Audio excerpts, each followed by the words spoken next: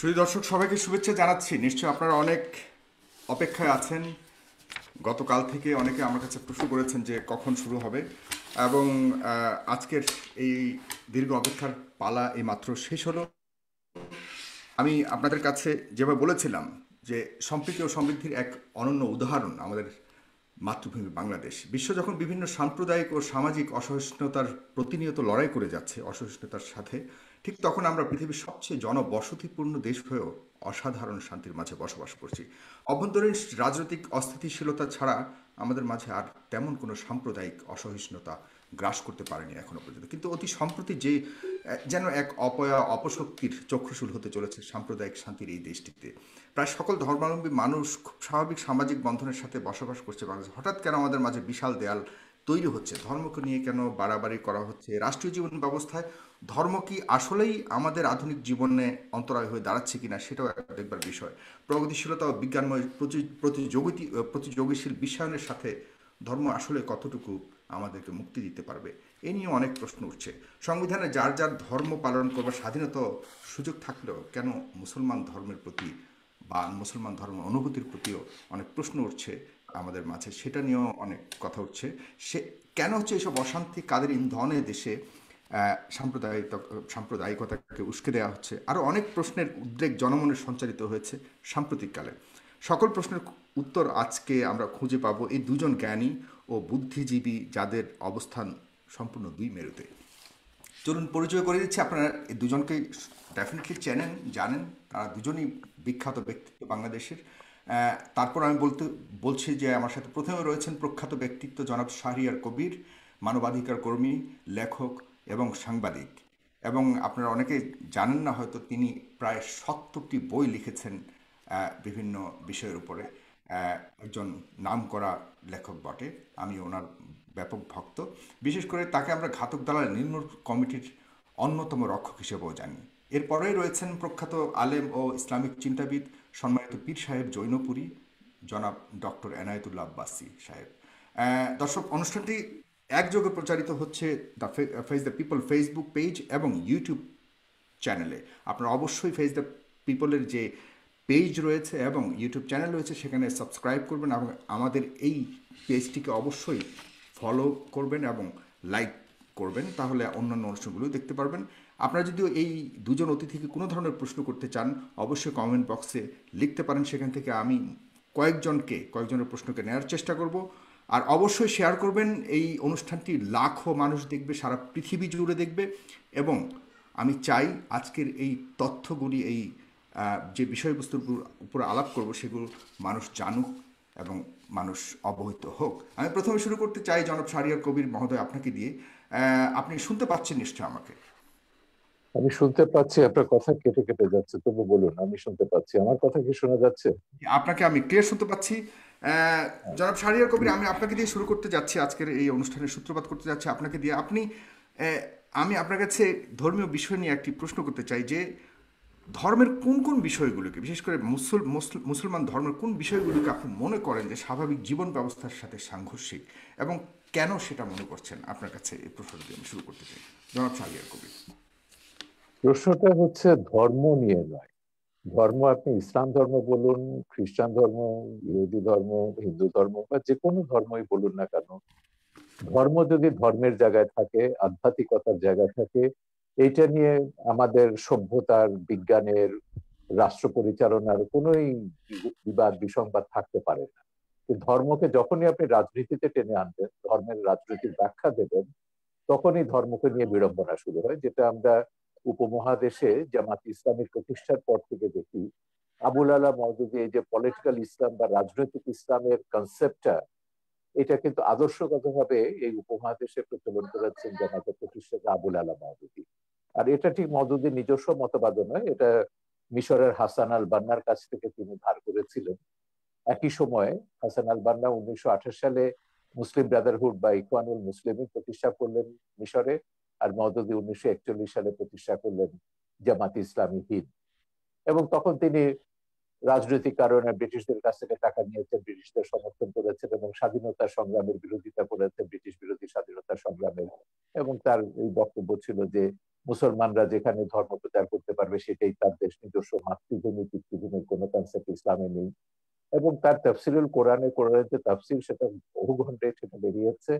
এবং সেইগুলো হচ্ছে আজকে যেটা হচ্ছে, এটা শুধু আজকের না, পরবর্তীকালে আমরা দেখেছি 52 সাল থেকে শুরু করে এই 71 মুক্তিযুদ্ধ পর্যন্ত ধর্মের নামে হত্যা বলুন, সন্ত্রাস বলুন, নারী নির্যাতন বা মানবতা বিরোধী যে কোনো অপরাধকে মওদুদির ইসলাম যেটা বলি, ইসলামের যে বিকৃত ব্যাখ্যা তিনি দিয়েছেন, তিনি এগুলোকে বৈধতা দিয়েছেন। 71-এ 30 লক্ষ গণহত্যাকে তিনি বলেছেন না, এরা সব হচ্ছে, যাদেরকে মারা হচ্ছে এরা সব কাফের। মুক্তিযোদ্ধাদের বলেছেন হিন্দুদের এদের, ভারতের এদের দুষ্কৃতকারী, ইসলামের দুশ্মন, পাকিস্তানের দুশ্মন, এদের হত্যা করা বৈধ। নারীদেরকে, আমাদের বাঙালি নারীদেরকে বলেছেন গনিমতের মাল, এদেরকে ভোগ করা যাবে। এইভাবে তিনি 71-এ গণহত্যা এবং নারী ধর্ষণকে যেভাবে বৈধতা দিয়েছেন, এবং এই কারণে বঙ্গবন্ধু 72-এর সংবিধানে যখন রাষ্ট্রের 4 মূলনীতি, পাকিস্তানের মোহাম্মদ আলী জিন্নাহর সাম্প্রদায়িক বিজাতি তত্ত্বকে কবর দিয়ে যখন আমাদের সংবিধানটি পাশ করলেন, সেখানে রাষ্ট্রের 4 মূলনীতি হিসেবে ধর্মনিরপেক্ষতা ছিল, অসাম্প্রদায়িক বাঙালি জাতীয়তাবাদ ছিল, কিন্তু এটা গ্যারান্টি ক্লজ হিসেবে তিনি বাংলাদেশে ধর্মের নামে রাজনীতি নিষিদ্ধ করেছিলেন। এবং তিনি ব্যাখ্যা দিয়ে বলেছিলেন যে পাকিস্তানের 24 বছরের শাসন, শোষণ, পীড়ন, এগুলো সব ইসলামের দোহাই দিয়ে ধর্মের নামে এগুলো করা হয়েছে। 71-এ গণহত্যা, এগুলো সবই ধর্মের নামে করা হয়েছে। তিনি বলেছেন ধর্ম অত্যন্ত পবিত্র বিষয়, ধর্মের নামে বাংলাদেশে যাতে আর কোনো এই ধরনের সন্ত্রাস, হত্যা, হিংসা, বিদ্বেষ, বিভাজন এটা না থাকে, সেজন্য ধর্মকে রাজনীতি থেকে এবং রাষ্ট্র থেকে পৃথক রাখতে হবে। এটাই ছিল বঙ্গবন্ধু ধর্ম নিরপেক্ষতার বোধ। এবং কেন তিনি ধর্মের নামে রাজনীতি নিষিদ্ধ করেছে সেটা তিনি তার সেদিনের ভাষণে, 4 নভেম্বর 1972 সালে ভাষণে সেটা তিনি পরিষ্কার করেছিলেন সংবিধানটি গ্রহণ করবার সময়। এবং এটাও বলেছিলেন এই সংবিধান লেখা হচ্ছে 30 লক্ষ শহীদের রক্ত দিয়ে, এবং আমি চাই যে আগামী প্রজন্ম, পরবর্তী প্রজন্ম এই সংবিধানের মর্যাদা রক্ষা করবে, রাষ্ট্রের চালমনীতিকে রক্ষা করবে। কিন্তু দুর্ভাগ্যের বিষয় হলো যে বঙ্গবন্ধুকে নৃশংসভাবে হত্যা করা হলো 75-এ। কেন হত্যা করা? কারণ বঙ্গবন্ধুকে হত্যা না করলে ওই যে পাকিস্তানের সাম্প্রদায়িক মৌলবাদী রাজনীতি, তাকে বাংলাদেশে ফিরিয়ে আনা যেত না। বঙ্গবন্ধুকে হত্যা না করলে তিনি যুদ্ধাপরাধীদের বিচার শুরু করেছিলেন, সেটা বন্ধ করা যেত না। বঙ্গবন্ধুকে হত্যা না করলে 71-এর পরাজয়ের প্রতিশোধ নেওয়া যেত না। সেই 71-এর পরাজিত শক্তি, সাম্প্রদায়িক মৌলবাদী অপশক্তি বঙ্গবন্ধুকে হত্যার জন্য দায়ী। এবং তারপরে আমরা দেখলাম সংবিধান থেকে মুক্তিযুদ্ধের ইতিহাস, চেতনা, অসাম্প্রদায়িক মূল্যবোধ গুলো সব মুছে ফেলা হলো।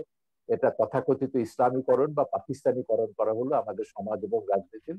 75-এর পর থেকে এই ধারাটি চলছে। এবং আমাদের ইতিহাসের সবচেয়ে বড় দুর্ভাগ্য যে বেশিরভাগ সময় এই দেশটা শাসন করেছে পাকিস্তানপন্থী স্বাধীনতা বিরোধী মৌলবাদী সাম্প্রদায়িক অপশক্তি, প্রত্যক্ষ বা পরোক্ষভাবে। এবং সেই সময় আমরা দেখেছি আমাদের মুক্তিযুদ্ধের চেতনাকে নয়, ইতিহাস মুছে ফেলার চেষ্টা রয়েছে। জাতির জনকের অবমাননা তো বাদ দিন, মুক্তিযোদ্ধাদেরকে মুক্তিযোদ্ধা পরিচয় দিতে তারা লজ্জা পেত।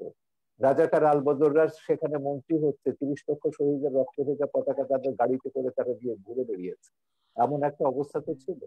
তো সেইখানে আমি মনে করি আমাদের যে আন্দোলনটা, শহীদ জননী জাহানারা ইমামের আন্দোলন নেতৃত্বে যে আন্দোলনটা আমরা শুরু করেছিলাম, একটা তো ছিল যুদ্ধাপরাধীদের বিচার, মূল দাবিটা ছিল বঙ্গবন্ধুর সংবিধানকে, মুক্তিযুদ্ধের চেতনার অসাম্প্রদায়িক কল্যাণ রাষ্ট্র গঠনের যে দিক নির্দেশনা, সেই সংবিধানকে ফিরিয়ে আনা এবং সেইভাবে আমাদের রাষ্ট্র পরিচালনা করা। সমাজ এবং রাষ্ট্রের সবকিছু, শিক্ষানীতি, সংস্কৃতি নীতি, নারী নীতি, পররাষ্ট্র নীতি, রাষ্ট্রের সমস্ত নীতি এগুলো পরিচালিত হবে সেই মুক্তিযুদ্ধের চেতনার আলোকে, যে দিক নির্দেশনা বঙ্গবন্ধু সংবিধানে দিয়েছে। কিন্তু দুর্ভাগ্যের বিষয় সেখানে আমরা এখনো পৌঁছতে পারিনি। এখনো ধর্মের নামে রাজনীতি চলছে এবং এখনো সেই জামাতি ইসলামী, সেই ওহাবি সালাফিরা তাদের যে প্রতিহিংসা, যেটা প্রতিহিংসার রাজনীতি বলুন কিংবা তথাকথিত জিহাদের রাজনীতি, উন্মাদনার রাজনীতি, হিংসার রাজনীতি, এটা তো করেই যাচ্ছে। বিচ্ছিন্ন কোনো ঘটনা এটা। আপনি আমাদের বর্তমান যে চলমান আলেম সমাজের যে দৃষ্টিভঙ্গি, সেটাকে আপনি কিভাবে বিচার করছেন? এক কথা যদি বলেন তাহলে এরপরে আমি যাচ্ছি। আমি এদেরকে মোটেই আলেম সমাজ বলবো না। এরা হচ্ছে ইসলামের নামে তারা রাজনীতি করছে। এরাই হচ্ছে সেই 71-এর ঘাতক দালা যুদ্ধাপরাধীদের রাজনৈতিক, আদর্শিক এবং সামরিক উত্তরসূরি। সেই রাজনীতিটা এখন করছে, বাংলাদেশকে মোল্লা ওমরের আফগানিস্তান বানাতে চাইছে। এর সঙ্গে এখানে আব্বাসী সাহেব আছে, তিনি বলবেন, কারণ তিনি তো তার পিতা অত্যন্ত শ্রদ্ধেয় একজন, সে হিসেবে পীর হিসেবে আমরা তাকে সম্মান করি। আমাদের দেশে সুফিরা ইসলাম প্রচার করেছেন, পীররা এখানে আব্বাসী সাহেবের জোনপুরের হুজুরের মতন এরাও ইসলাম প্রচার করেছেন, এরা শান্তির ইসলাম প্রচার করেছেন, এরা কখনো ইসলামকে রাজনীতির সঙ্গে যুক্ত করেন। আমি হযরত জালালউদ্দিন রুমির উপর দুটো ডকুমেন্টারি ছবি বানিয়েছি, যে জালালউদ্দিন রুমির মুরিদ হচ্ছেন আমাদের হযরত শাহজালাল। তো এরা তো ইসলাম সারা পৃথিবীতে, এই ওহাবিরা ইসলাম প্রচার করে, বরং ওহাবিরা কি করেছে, ইসলামকে একটা সন্ত্রাসের ধর্ম হিসেবে পশ্চিমে চিত্রিত করেছে। ইসলাম ব্যাশিং যেটা আছে পশ্চিমে আপনারা দেখছেন, এটা তো জন্য দায়ী হচ্ছে ওহাবি সালাফি, এরা এই মৌদুদিবাদী বাংলাদেশে তারা। সুতরাং এরা যেটা করছে এটার সঙ্গে ইসলামের ধর্মের লেশমাত্র সম্পর্ক নেই। এটা হচ্ছে শেখ হাসিনা সরকারকে ক্ষমতা থেকে উচ্ছেদ করে এখানে মোল্লা ওমরের আফগানিস্তান বা জিয়াউল হকের পাকিস্তান পাঠাতে হবে।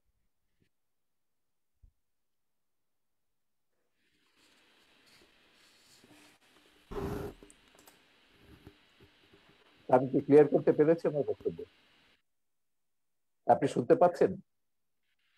যে না, আমার এখান থেকে একটু সমস্যা হচ্ছে, আনস্টেবল দেখাচ্ছে আমার কানেকশনটা। আমি শুনতে পাচ্ছি, আমাকেই শুনতে পাচ্ছেন কিনা ক্লিয়ারলি? আমি আপনাকে খুব পরিষ্কার শুনতে পাচ্ছি। জি, ধন্যবাদ আপনাকে জনাব শাহরিয়ার কবির। আমি আপনার কাছে আবারও আসবো। জনাব ডক্টর এনায়েতুল্লাহ আব্বাসী হুজুর, আপনার কাছে আসছি।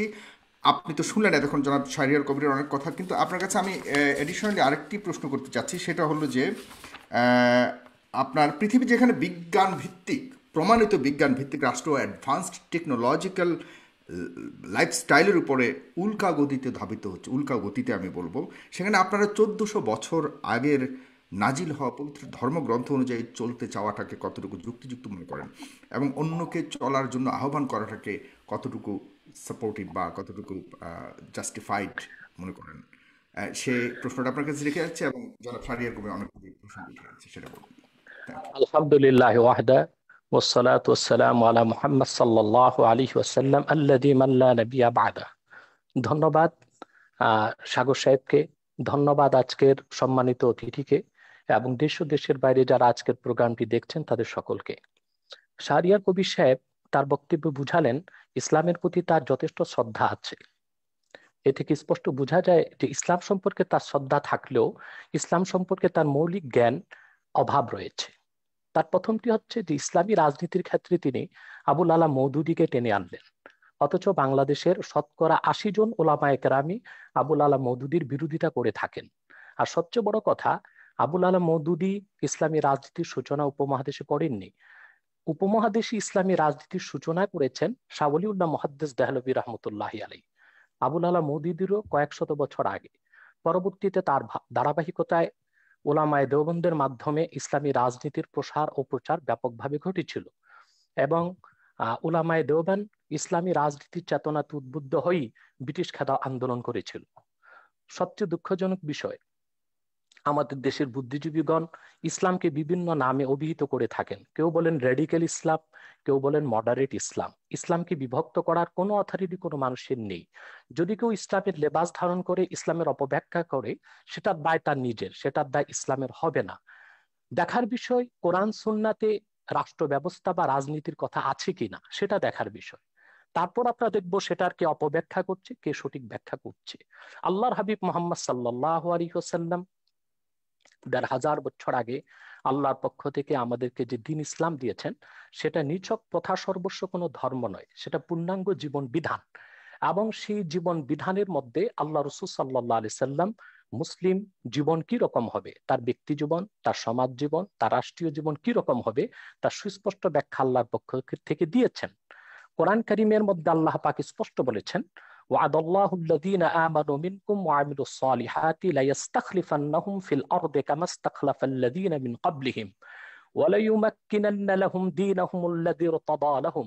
সুস্পষ্টভাবে আয়াতে সকল মুফাসসির একমত, আল্লাহ পাক মুসলিম স্টেটে খেলাফত প্রতিষ্ঠার কথা বলেছেন। যারা ইমানদার, ন্যাক আমল করবে, আল্লাহ পাক তাদের সাথে ওয়াদাবদ্ধ।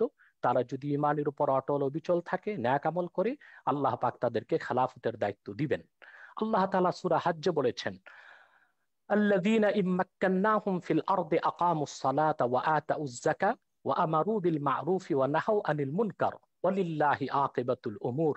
যদি আমি মুহাম্মদ সাল্লাল্লাহু আলাইহি সাল্লামের ঈমানদার উম্মতকে রাষ্ট্র ক্ষমতা দান করি, তারা রাষ্ট্রীয়ভাবে তারা নামাজ কায়েম করবে, জাকাত আদায় করবে, সৎ কাজে আদেশ করবে, অসৎ কাজে বাধা দিবে। এটা সুস্পষ্টভাবে ইসলামী রাষ্ট্র ব্যবস্থা ও রাজনীতির কথাই বলা হয়েছে কোরআন কারিমে। সহিহ মুসলিম, সৌদি আরবের ছাপ, 2445 নম্বর হাদিস, আল্লাহ রসুল সাল্লাল্লাহু আলাইহি ওয়াসাল্লাম ইরশাদ করেছেন, কানা বানু ইসরাঈল তাসুসুহুমুল আম্বিয়া কুল্লামা হালাকা নাবিয়্যুন খালাফাহু নবী ওয়া ইন্নাহু লা নাবিয়্যা বা'দি ফাসায়াকুনু খুলাফা। বনি ইসরায়েলের নবীগণ রাজনৈতিক নেতৃত্ব দিতেন। শুধু ইসলামে আল্লাহ রাজনীতি দিয়েছেন তা নয়, পূর্বের যত নবী এসেছেন বনি ইসরায়েলে, হযরত দাউদ, হযরত সুলাইমান। এই জন্য ওল্ড টেস্টামেন্ট বাইবেল, পুরনো বাইবেলে আমরা দেখতে পাই হযরত দাউদকে বলা হয়েছে কিং ডেভিড, কারণ তিনি রাজা ছিলেন, তিনি আল্লাহর বিধান মোতাবেক রাষ্ট্র পরিচালনা করতেন। বনি ইসরায়েলের নবীগণ রাজনৈতিক নেতৃত্ব দিতেন। যখন একজন নবী ইন্তেকাল করতেন, আরেকজন নবী সেই দায়িত্ব নিত। আল্লাহ রাসূল সাল্লাল্লাহু আলাইহি ওয়াসাল্লাম বলেছেন, কিন্তু আমি মুহাম্মদ সাল্লাল্লাহু আলাইহি সাল্লাম আল্লাহর সর্বশেষ নবী ও রাসূল, আমার পরে কোনো নবী নাই, কিয়ামত পর্যন্ত কোনো নবী আসবে না। আমার উম্মতের মধ্যে যারা খলিফা, তারা আমার উম্মতের রাজনৈতিক নেতৃত্ব দিবে। এভাবে কোরআন কারীমের অসংখ্য আয়াত এবং সহিহ হাদিস থেকে কথা সুস্পষ্টভাবে প্রমাণিত যে ইসলামী রাষ্ট্র ব্যবস্থা ও ইসলামী রাজনীতির সুস্পষ্ট কনসেপশন কোরআন ও হাদিসের মধ্যে আছে। এবং দ্বিতীয় যে কথাটি সম্মানিত অতিথি ভুল বলেছেন, তা হলো মওদুদি কি করেছে না করেছে এদেশের মূল ধারার ওলামায়ে কেরাম তার সাথে মোটেও একমত নয়, মোটেও তাদের কোনো সম্পর্ক নেই। কিন্তু বরং মওদুদিকে ফলো এদেশের, করে অনেক অনেক বিশাল জনগোষ্ঠী রয়েছে, এটাও তো সত্য। জি জি, সেটাও আছে, সেটা আমি ওনার প্রসঙ্গটার জবাব দিচ্ছি আগে। জি। আগে ওনার প্রসঙ্গটার জবাব দিচ্ছি। তার মানে এই নয় যে বাংলাদেশে যারা ইসলামী রাজনীতি করেন, ইসলামী আন্দোলন করছেন, ইসলামী শাসন ব্যবস্থা কায়েম করতে চাচ্ছেন, তারা মওদুদির অনুসারী। বিষয়টা নির্জলা মিথ্যা ছাড়া আর কিছুই নয়, কিংবা তথ্য এবং সন্ত্রাস মওদুদির ছাড়া আর অনুসারী কিছুই নয়। হওয়াটাও কি একদম ইসলাম বিরোধী কিনা, সেটাও আপনি কিভাবে দেখেন? দেখুন, আমি সহ ওলামায়ে কেরাম এবং বাংলাদেশে যারা পীরি মুরিদের সাথে সম্পর্কিত, আমাদের সাথে আবুল আলা মওদুদির আকীদাগত যথেষ্ট পার্থক্য আছে। এখন মওদুদির অনুসারী যারা, বিষয়টা তাদেরকেই প্রশ্ন করা উচিত। আমাদের সাথে তো তাদের যথেষ্ট আকীদাগত এবং মুসলমানের মধ্যে এত তরিকাগত অনুসারী থাকবে কেন পার্থ- হুজুর? জি, এত হ্যাঁ, বিভক্ত থাকবে কেন সেটা মুসলমানের পরে মধ্যে? উত্তর দিচ্ছি। আমি আমি আমি উত্তরটা শেষ করছি। তাহলে আমাদের উপমহাদেশে ইসলামী রাজনীতির সূচনা করেছেন শাওলিউল্লাহ মুহাদ্দিস দেহলভী রহমতুল্লাহ, পরবর্তীতে তার উত্তরসূরি সৈয়দ আহমদ বেরেলী রহমতুল্লাহ, যিনি ব্রিটিশ খেলাফত আন্দোলনের নেতৃত্ব দিয়েছেন, পরবর্তীতে মাহমুদুল হাসান দেওবন্দি রহমতুল্লাহ। তাদের মাধ্যমে মূলত ওলামায়ে উলামায়ে আহলে সুন্নাত ওয়াল জামাত, উলামায়ে আহলে হক রাজনীতির উত্তরসূরি হয়েছে বাংলাদেশে, এবং ইসলামী খেলাফত রাজনীতি প্রতিষ্ঠার কাজ তারা করে যাচ্ছেন। দ্বিতীয় যে বিষয়টি হচ্ছে যে আহ, আমরা জবাব দিলাম যে এটা কোনো ব্যক্তির আবিষ্কৃত নয়, ইসলামী রাজনীতি এটা কোরআন সুন্নাহরই মত। দ্বিতীয় যে কথাটি আমাদের সম্মানিত অতিথি বলেছেন, বঙ্গবন্ধুকে কারা হত্যা করলো, আমি এই বিষয়ে আমার খুব একটা ধারণা নেই। তবে আমি একটু প্রশ্ন করব ওনাকে যে স্বাধীনতার স্থপতি বঙ্গবন্ধু শেখ মুজিবুর রহমান, তিনি বাংলাদেশে যখন একটি দেশ স্বাধীন করলেন, এদেশের মানুষকে স্বাধীন একটি রাষ্ট্র উপহার দিলেন, তখন 72 থেকে 75 পর্যন্ত বঙ্গবন্ধুর পর্বতসম সুনাম সুখ্যাতির উপর কারা আঘাত করেছিল? তারাও কি রাজাকার ছিল? তারাও কি আলবদর ছিল? কারা বঙ্গবন্ধুর চামড়া দিয়ে ডুগডুগি বাজাবার কথা বলেছিল? বঙ্গবন্ধু হত্যার পর কারা সেনাবাহিনীর ট্যাঙ্কের উপর নাচানাচি করেছিল? তাদেরকেও আমরা বাংলাদেশে মন্ত্রিত্ব দিয়েছি, তাদেরকে আমরা রাজনৈতিক ক্ষমতার ভাগ দিয়েছি, এবং বঙ্গবন্ধুকে যারা হত্যা করেছে তাদেরকে আমরা সুযোগ সুবিধা দিয়েছি। হতে পারে আলবদর, রাজাকার বা বিদেশি শক্তির ইন্ধন ছিল বঙ্গবন্ধু হত্যায়, কিন্তু যারা বাংলাদেশে খুব বেশি ধর্মনিরপেক্ষতার কথা বলে, বাংলাদেশকে একটি ডি ইসলামাইজেশন, ইসলাম মুক্ত একটি বাংলাদেশ গঠন করতে চায়, তারাও প্রত্যক্ষ এবং পরোক্ষভাবে বঙ্গবন্ধু হত্যায় জড়িত ছিল। কেননা বঙ্গবন্ধু ছিলেন খুবই ধার্মিক একজন ব্যক্তি, ইসলামের মূলনীতিতে তার ছিল যথেষ্ট বিশ্বাস, অগাধ বিশ্বাস। আপনাকে অনেক ধন্যবাদ জনাব এনায়েতুল্লাহ আব্বাসী। হুজুর, আপনি অনেক সুন্দর কথা বলেছেন। জনাব শাহরিয়ার কবির, আপনার কাছে আমি এই ওনার কথা ধরেই প্রশ্নটা করতে যাচ্ছি, এবং আপনিও বলেছেন যে আপত্তিটা শুধু ধর্ম নিয়ে রাজনীতি করাটা। তো ধর্ম নিয়ে রাজনীতি করার অধিকার কি সাংবিধানিকভাবে ধর্মীয় জনগোষ্ঠীকে কোনোভাবে কি বারণ করা হয়েছে কিনা সংবিধানে? নাম্বার 1। নাম্বার 2 হলো 39 অনুচ্ছেদ অনুযায়ী কথা বলবার অধিকার সবারই রয়েছে, বাক স্বাধীনতার অধিকার দেওয়া হয়েছে। সেখানে হুজুররা কথা বললে, যেটাকে আমরা ওয়াজের মাধ্যমে আমরা দেখতে পাই, হুজুররা বিভিন্ন ধরনের কথা বলে, যেটাকে আমরা ওয়াজ বলি, কিন্তু সেটাই যখন একটা সিম্পোজিয়ামের মাধ্যমে যখন আমরা প্রগতিশীল সমাজ থেকে যখন কথা বলি সেটাকে আমরা মোটিভেশনাল স্পিচ বলি। তো ওয়াজটাকে কেন আমরা সাপ্রেস করার চেষ্টা করছি? যেমন আজকাল ওয়াজ, চতুর্দিকে ওয়াজকে বন্ধ করার একটা চেষ্টা করা হচ্ছে। এই স্বাধীনতাটা নাই কেন? কথা বলবার ওই স্বাধীনতাটা নাই কেন? সেখানে কি সংবিধানের আলোকে কোনো ধরনের নিষেধ রয়েছে কিনা আপনার কাছে জানতে চাচ্ছি। না, আপনি কোথায় ওয়াজ সাপ্রেস করা হচ্ছে এরকম তথ্য কিন্তু বাংলাদেশে আমার জানা নেই। আমার কাছে ওয়াজের নামে অনেকগুলি ভিডিও আমি আছে। আপনাকে বলছি ওয়াজের নামে আপনি যদি সংবিধানের উপর আঘাত করেন, বাংলাদেশের মূল চেতনার উপর আঘাত করেন, যে কারণে বাংলাদেশ রাষ্ট্রটি তৈরি হয়েছে, যেটাকে আমরা মুক্তিযুদ্ধের চেতনা বলি, রাষ্ট্রের 4 মূলনীতিতে যেটা প্রতিফলিত হয়েছে, ওয়াজের নামে আপনি যদি ভিন্ন ধর্ম, ভিন্ন মত, ভিন্ন জীবনধারায় বিশ্বাসীদের প্রতি ঘৃণা বিদ্বেষ প্রচার করেন, সন্ত্রাসী বক্তব্য রাখেন এবং প্রতিহিংসামূলক বক্তব্য রাখেন, তখনই সেটা আর ওয়াজ হয় না, সেটা একটা রাজনৈতিক হিসেবে মতলববাজিতে পরিণত হয়। আপনি ওয়াজে ইসলামের মাহাত্ম্যের কথা বলুন, ইসলামে কোরআনে কি মানুষের কল্যাণের কথা বলা নেই? আপনি যখন মসজিদে, এই যে কদিন আগে আমাদের ইয়েতে একটা ওয়েবিনারে 16 ডিসেম্বরে একজন মন্ত্রী এসেছিলেন এবং তিনি বললেন যে তিনি মসজিদে আপত্তি করেছেন যে খুতবাতে বলছে মুসলিম উম্মার জন্য প্রার্থনা করতে হবে। তো মন্ত্রী বলছেন, তো বলে যে শুধু মুসলিম উম্মা কেন, আল্লাহ তো সারা সমগ্র বিশ্বের জন্য, তিনি তো সমগ্র মানব জাতিকে সৃষ্টি করেছেন, আমরা কেন সমগ্র মানব জাতির জন্য আমরা মুনাজাত করব না বা কল্যাণ কামনা করব? আপনাকে মনে রাখতে হবে বাংলাদেশ রাষ্ট্রটি কেন তৈরি হয়েছে, কেন 47-এ পাকিস্তান হয়েছিল এবং কেন 71-এ বাংলাদেশ হয়েছে। এইটা যদি আপনি না বুঝেন তাহলে কিন্তু এই বিভ্রান্তিটা আপনার মধ্যে থেকে যাবে। পরিষ্কার কথা, মোহাম্মদ আলী জিন্নাহ পরিষ্কার ভাবে বলেছিলেন ভারতবর্ষে মুসলমানরা একটা আলাদা জাতি এবং এদের আলাদা একটা ভূখণ্ড দরকার, এবং সেই ভূখণ্ডটি পাকিস্তান হবে। পাকিস্তান নামকরণও করা হয়েছিল এবং সেভাবে ব্রিটিশরা ষড়যন্ত্র করেই হোক, জিন্নাহর কথা মতোই হোক, ভারতবর্ষকে দুভাগ করে পাকিস্তান এবং ভারত দুটো রাষ্ট্র বানিয়েছে।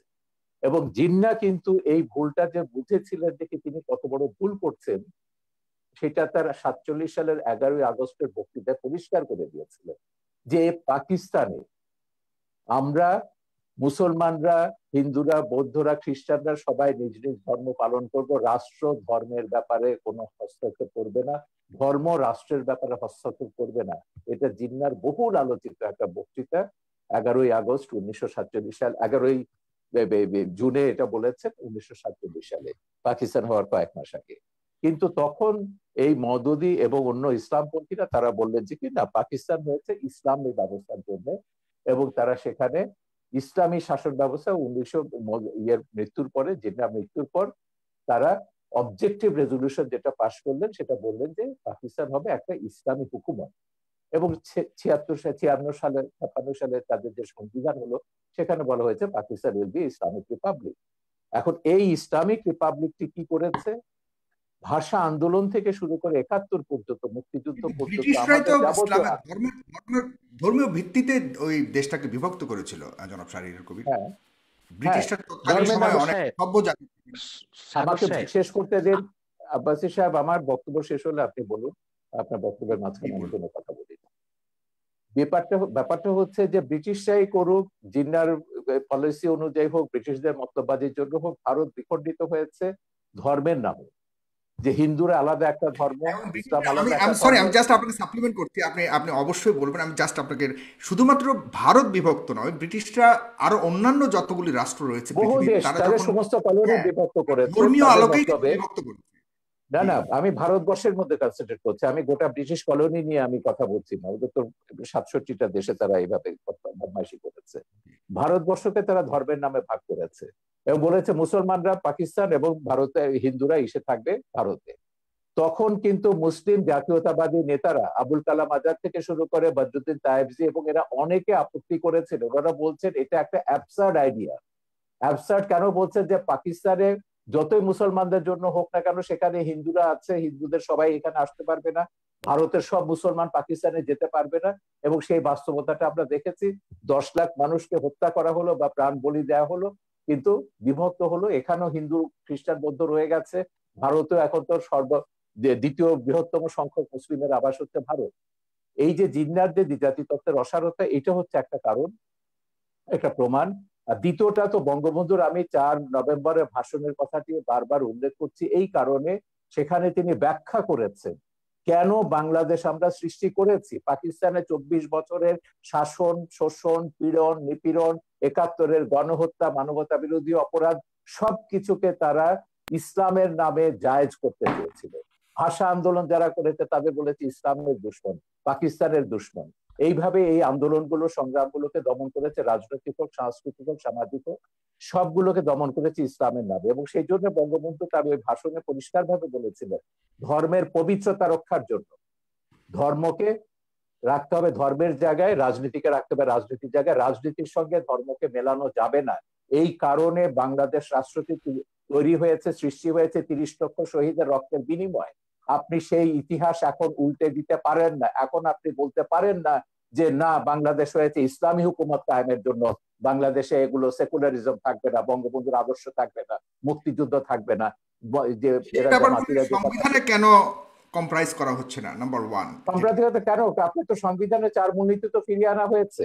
এখন রাষ্ট্রধর্ম নিয়ে সেখানে সুপ্রিম কোর্টে এটা মামলা বিচারাধীন আছে, সুপ্রিম কোর্টের আপিল বিভাগে মামলাটি রয়েছে, কারণ সুপ্রিম কোর্টের রাষ্ট্রধর্ম ইসলামের যেটা, এটা হচ্ছে আমাদের সংবিধানের আর্টিকেল 12-এর সঙ্গে সাংঘর্ষিক। আর্টিকেল 12 বলছে রাষ্ট্র বিশেষ কোনো ধর্মকে পৃষ্ঠপোষকতা করবে না, কিন্তু রাষ্ট্রধর্ম ইসলাম বলে আপনি একটা বিশেষ ধর্মকে পৃষ্ঠপোষকতা করছেন।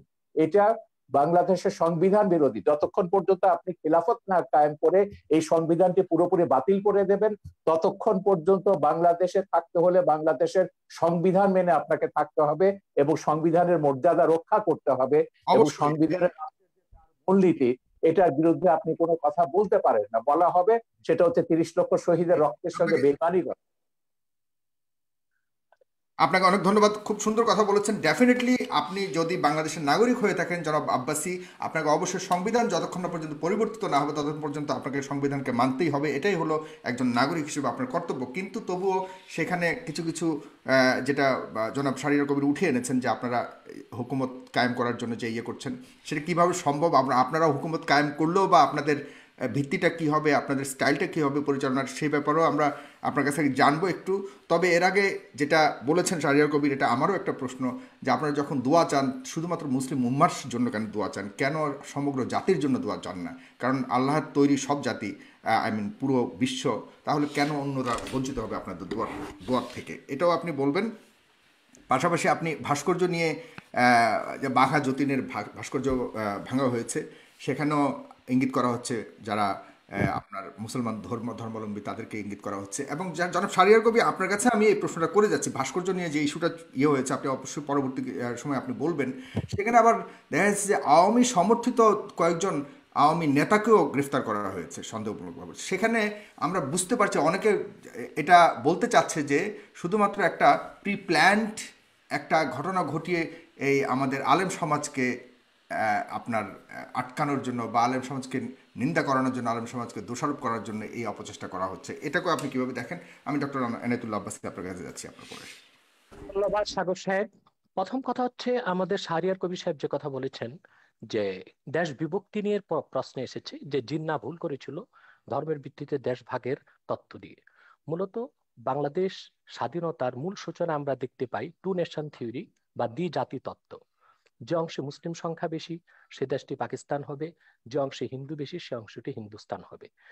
জিন্নাহর রাজনীতিতে অনেক ভুল ত্রুটি ছিল, আর জিন্নাহ নিজেও একজন প্রকৃত মুসলিম ছিলেন না, অনেকটাই ওয়েস্টার্ন ধ্যান ধারণায় বিশ্বাসী ছিল জিন্নাহ।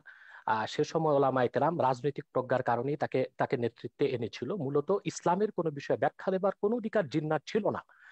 তো জিন্নাহর কোনো ভুল বক্তব্যকে আমরা সমর্থন করি না। ভাষা আন্দোলনে জিন্নাহ যে কাজ করেছিলেন সেটা ইসলামের পক্ষে কোনো কাজ করেনি। সব ভাষাই আল্লাহ তাআলা সৃষ্টি, অতএব বাংলা ভাষার বিরোধিতা করে জিন্নাহ চরম ভুল করেছিলেন।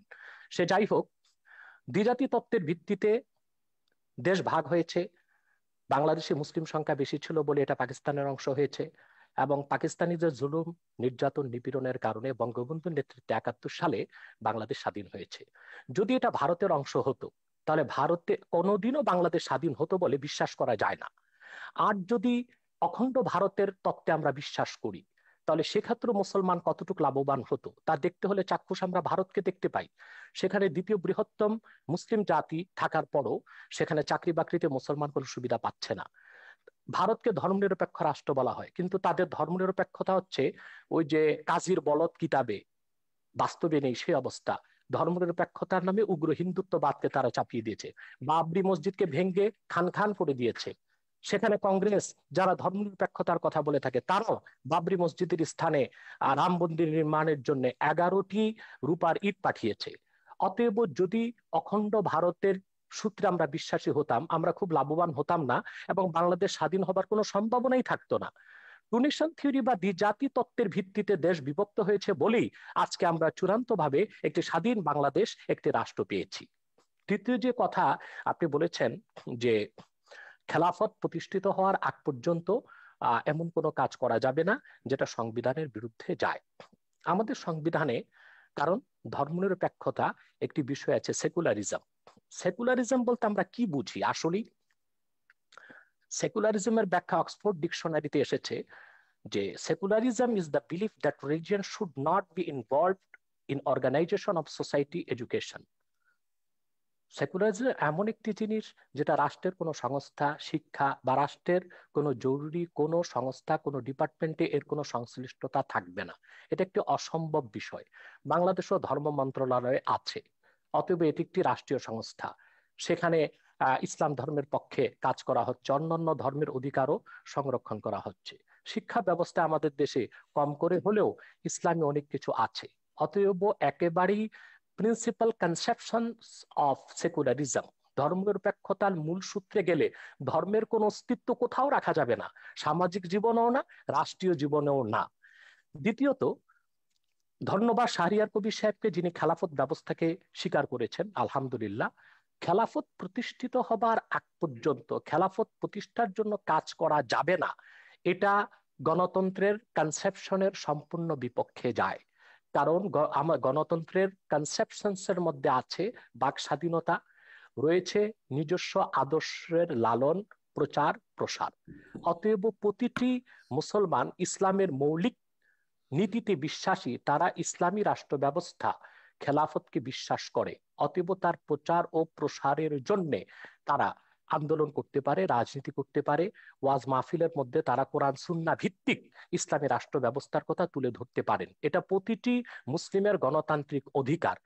দ্বিতীয়ত, যারা ধর্মের দোহাই দিয়ে নারী নির্যাতন করেছে, নিপীড়ন করেছে স্বাধীনতা যুদ্ধের আগে, তাদের সাথে ইসলামের কোনো সম্পর্ক নেই। এইরকম ব্যক্তি যাদের সাথে ইসলামের সম্পর্ক নেই, ইসলামের পরিচয় দেয়, তাদেরকে ইসলাম একটি পারিভাষিক নাম দিয়েছে মোনাফেক। এবং মোনাফিকের ব্যাপার আল্লাহ তাআলা বলেছেন, ইন্নাল মুনাফিকিনা ফিদ দারকিল আসফালি মিনান নার। মোনাফিকরা জাহান্নামের সর্বনিকৃষ্ট স্তরে থাকবে। যাদের সাথে ইসলামের কোনো সম্পর্ক নেই কিন্তু ইসলামের পরিচয় দিচ্ছে, তারা মোনাফিক, তাদের দায় ইসলাম গ্রহণ করবে না। কিন্তু বড় দুঃখজনক, বঙ্গবন্ধু যে স্বপ্ন নিয়ে দেশ স্বাধীন করেছে, যে দেশটিতে নির্যাতন থাকবে না, নিপীড়ন থাকবে না, দুর্নীতি থাকবে না, সন্ত্রাস থাকবে না, সংখ্যালঘুদের উপর আঘাত করা হবে না, স্বাধীনতার পরে সেই বাংলাদেশে আমরা দেখতে পেয়েছি অসংখ্য আহ আহ ধর্ষণ হচ্ছে। বাংলাদেশে এখন গণধর্ষণে পরিণত হয়ে গিয়েছে ধর্ষণ। তারপরে যারা বৈপ্লবিক সমাজতন্ত্রে বিশ্বাসী মাওবাদী, তারা বাংলাদেশে তাদের বৈপ্লবিক সমাজতন্ত্র প্রতিষ্ঠা করতে যে কত মানুষকে হত্যা করেছে সর্বহারা সমাজতান্ত্রিকরা, তার কোনো হিসাব মনে হয় গোয়েন্দা সংস্থার কাছেও নেই। সেটার দায়িত্ব সমাজতন্ত্রকে দেওয়া হয় না, সেটার দায়িত্ব গণতন্ত্রকে দেওয়া হয় না, সেটার দায়িত্ব সেকুলারিজমকে দেওয়া হয় না। তাহলে ইসলামের লেবাস ধারণ করে, ইসলামের নাম ব্যবহার করে যারা অনইসলামিক কাজ করবে, সেটার দায় ইসলামের উপর আসবে কেন? সেজন্য ইসলামী রাষ্ট্র ব্যবস্থার বিরোধিতা করা হবে কেন? তৃতীয় যে বিষয়টি সম্মানিত অতিথি শাহরিয়ার কবির সাহেব বলেছেন, যে সংবিধানের বিরোধিতা করা যাবে না। জনগণের জন্য সংবিধান, সংবিধানের জন্য তো জনগণ নয়। জনগণের স্বার্থে বৃহৎ জনগোষ্ঠীর মতামতের ভিত্তিতে সংবিধান পরিবর্তন হতে পারে। যেমন আমাদের সংবিধানের মধ্যে মৌলিক অধিকার ৩য় ভাগের মধ্যে একটি কথা লেখা আছে, রাষ্ট্র ও গণজীবনের সর্বস্তরে নারী পুরুষের সমান অধিকার লাভ করবে। আমরা কি এটা করতে পেরেছি, বা এটা করা কি আদৌ সম্ভব হচ্ছে? যেখানে গণতন্ত্রের প্রসূতি বলা হয় যুক্তরাষ্ট্রকে, সে দেশটিও কি পেরেছে ধর্মনিরপেক্ষতার ভিত্তিতে সে দেশটিকে সাজাতে? মার্কিন যুক্তরাষ্ট্রের সংবিধানে লিখিত আছে কোন নন খ্রিস্টান যুক্তরাষ্ট্রের প্রেসিডেন্ট হতে পারবে না। এটা কি সাম্প্রদায়িকতা নয়? এটা কি ধর্মনিরপেক্ষতার মূলনীতির বিপক্ষে নয়? সে দেশের মধ্যে আরো সাংবিধানিক নিয়ম হচ্ছে, যুক্তরাষ্ট্রের প্রেসিডেন্ট যখন শপথ নেবেন বাইবেলে হাত রেখে শপথ নেবেন। এটি কি সাম্প্রদায়িকতা বিরোধী নয়? এবং এটা কি ধর্মনিরপেক্ষতার কনসেপশনের বিপক্ষে যায় না? ধর্মনিরপেক্ষতার যে তত্ত্ব পৃথিবীব্যাপী ছড়ানো হয়েছে, তার একমাত্র উদ্দেশ্য হচ্ছে ইসলামের রাজনৈতিক উত্থানকে ঠেকানো। যা আমরা দেখতে পাই পূর্বের একটি ভার্চুয়াল কনফারেন্সে আমি বলেছিলাম, ডক্টর হ্যান্টিংটনের দ্য ক্ল্যাশ অফ সিভিলাইজেশনে যে কথাটি স্পষ্ট হয়ে গিয়েছে। সে সেখানে লিখেছে 57টি মুসলিম রাষ্ট্রের রাজনৈতিক ইসলামী রাজনীতির উত্থানকে ঠেকাতে হলে জি, ধর্মনিরপেক্ষতাকে চাপিয়ে দিতে হবে। জি,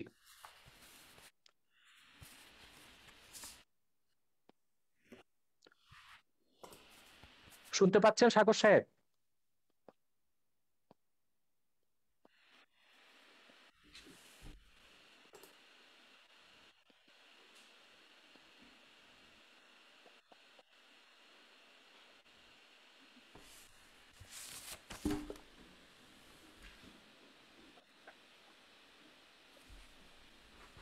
জি, আমার কথা কি শুনতে পাচ্ছেন? আমার মাঝে মধ্যে একটু সমস্যা হচ্ছে শুনতে এখানে মনে পাচ্ছি, হচ্ছে। শুনতে পাচ্ছি। আরেকটি বিষয় আমি স্পষ্ট করে দিচ্ছি জি, যে আমি আমি ধর্ম, আমি আপনার যে কাছে, জি আমি একটু শেষ করি। ধর্মনিরপেক্ষতার মূল ভিত্তিতে জি জি জি কোনো মুসলমান বিশ্বাস করতে পারে না।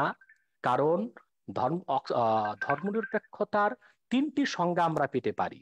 একটি হচ্ছে ধর্মহীনতা, আরেকটি হচ্ছে ইহজাগতিক। ইহজাগতিক অর্থাৎ ধর্মনিরপেক্ষতায় বিশ্বাসীর সকল ধ্যান ধারণা চিন্তা চেতনা হবে ইহজাগতিক, বস্তুবাদী, ভোগবাদী। তৃতীয় হচ্ছে ধর্মনিরপেক্ষতার রাষ্ট্রের সকল ধর্মের সমান অধিকার। আমার দৃষ্টিতে খেলাফত প্রতিষ্ঠিত হলেই অন্য সকল ধর্মের লোক তার ধর্মীয় অধিকার পূর্ণ মাত্রায় ভোগ করতে পারবে। আমরা ভারতের দিকে দেখতে পাই, মুসলমান সেখানে ধর্ম কি মুসলমান কোনো আমাদের, অধিকার পাচ্ছে না।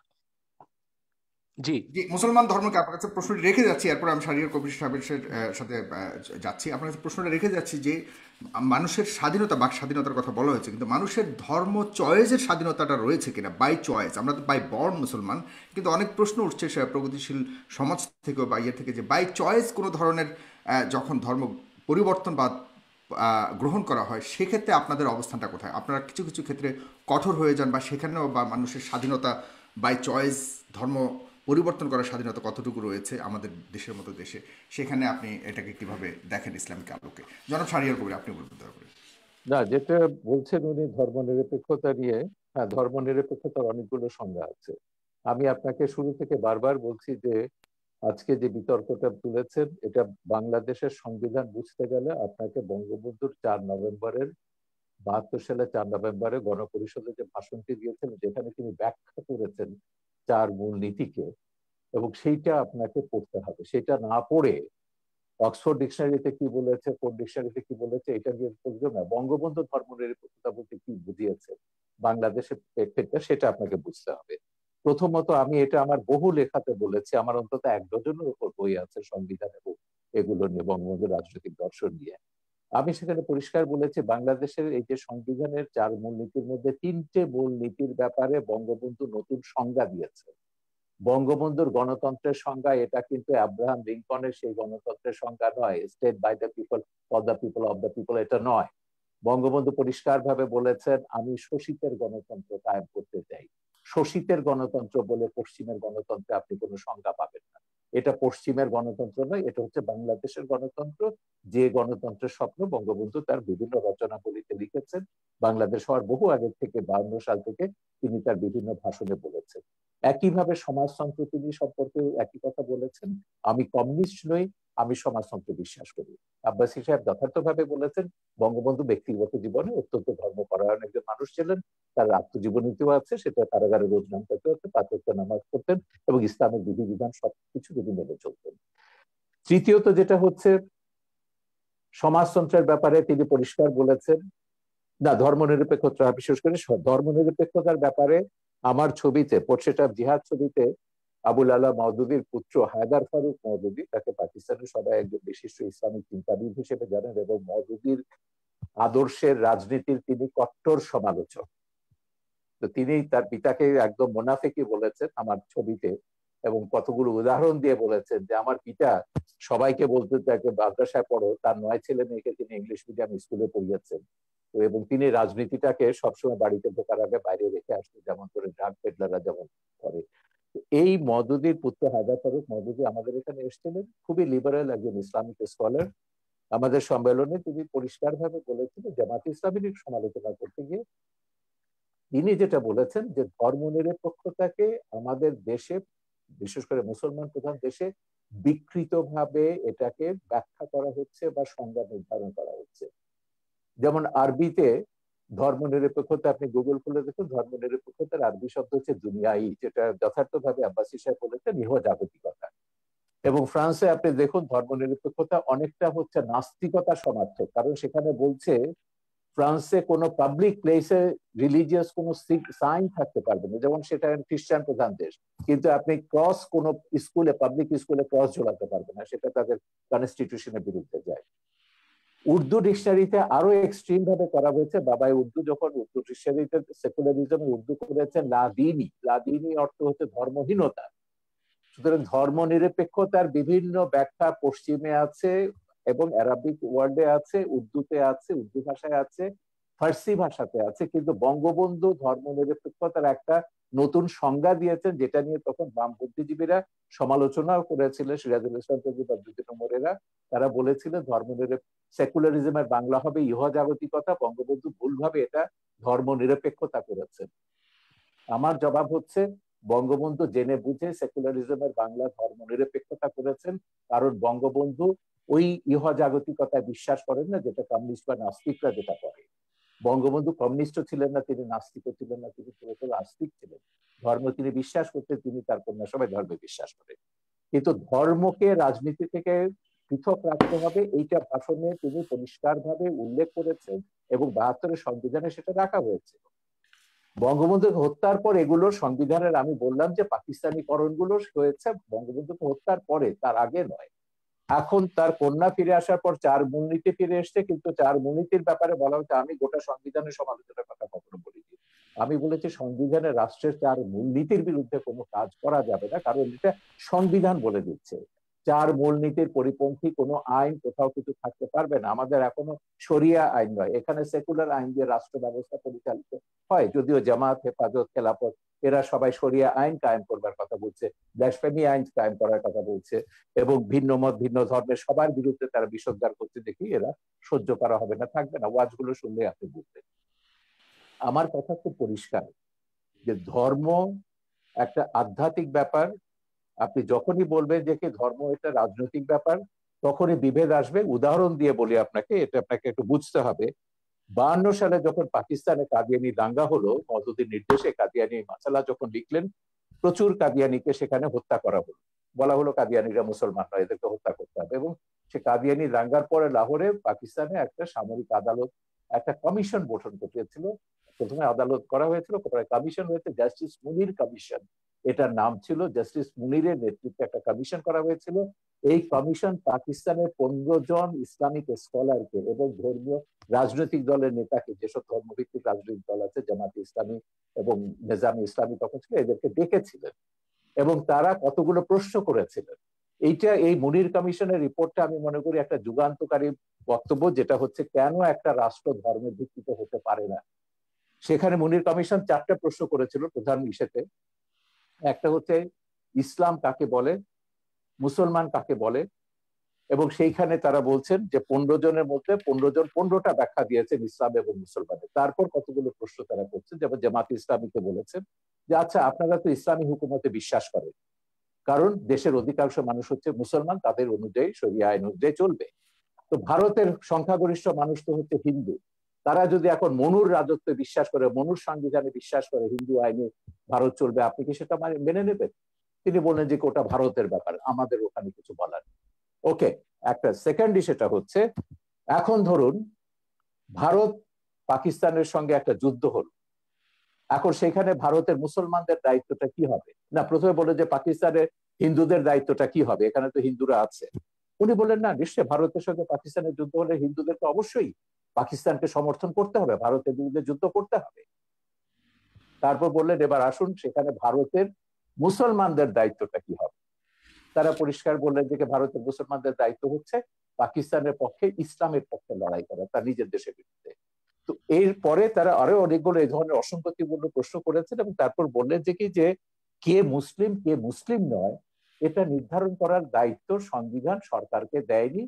এটা যদি করতে হয় তাহলে এখানে হানাহানি, সংঘাত, সংঘর্ষ এটা চলতেই থাকবে।